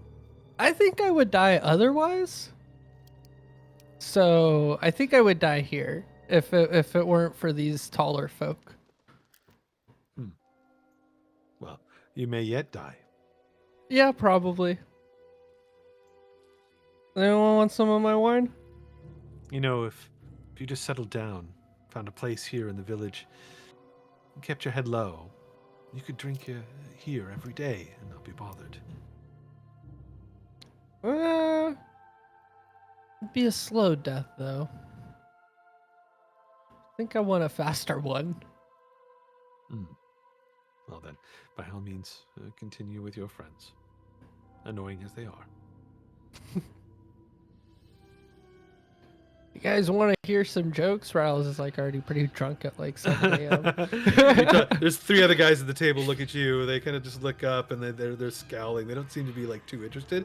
But if you want to jump up and give a set, give me a performance check and tell me a joke. All right, let me pull up my notes app for some jokes. All right, performance first to see how I even do. 16. It's not good. Bad either though. Not 16's bad. all right. 16's all right. What was the joke? Do you have a joke? I just flew in from another town, and boy, are my spell slots tired.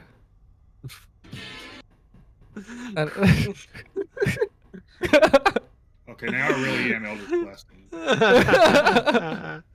You get one of them chuckles at the joke, and the other 2 kind of look at them like it wasn't really that funny. All right. No, was you good? Spell slots, fly spell. Come on, He rolled kind it. of funny. Eldritch Blast? Did you just shoot him off the bar? RP 22. That's a big hit. Roll That is- I am another down. performance check. You have an opportunity for a pratfall here. Okay. Well, I mean, I RP shoot him off the bar, so I don't want to actually damage him. Ooh. Oh, nat crit. 20. I think he's going to take the damage and the pratfall. Maybe you aim to miss him, but you hit him square. He goes flying off the edge, but then lands with like a ta-da or something like that. And all 3 of the guys at the table like stop for a second at this moment. They don't understand exactly what happened. But Ta-da! yeah, Some like smoke is coming off of his hair a little bit. exactly. And that's a good chunk of Riles' health. Yeah, that's not a That's what I'm saying. I don't want to actually damage him. I just wanted to kind of. Yeah, but I RP. kind of jumped right into it. It's funnier that he actually got hurt. Yeah. It's funnier that he got hurt. That's why I gave him the extra roll. Okay, if you guys want. That's up to you guys. Yeah, This might be a thing you could do in the next town too. You know, This was sanctioned. This seems to party keep attacking. on happening. this was sanctioned a long time ago and a long time coming. And all 3 of these guys are now like clapping, and they call out, "Drinks on us for that one, for the rest of the week." Maybe you 2 should become a team. Ta-da! All right, you've kind of impressed the locals, even though there's only like a handful of them here. Nice. They don't have a whole lot of information to give you. They have drinks. They can tell you maybe a few things, but and maybe those 3 at the table could tell you a little bit more. But let's hold off here for today, and we'll come back next week, and you can decide if you want to stick around here, the Blood of the Vine Tavern, pick these Blood of the guys' Vine brains, or get out of town while the getting's good.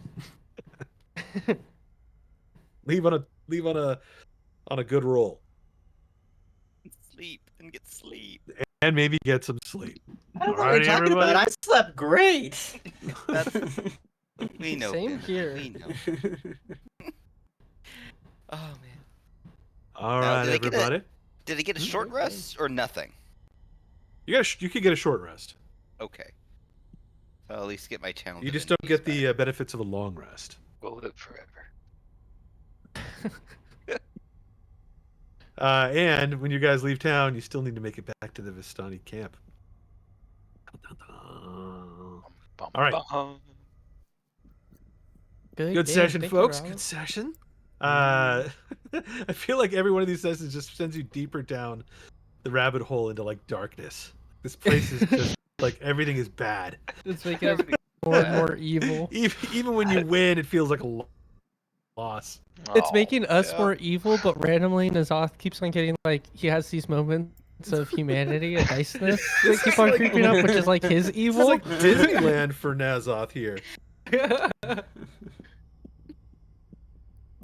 All right. Well, thank man. you, Rob. Have a Thank you, great night, Rob. everybody. Yeah, thank you, everybody, and good night. Take We'll care. see you next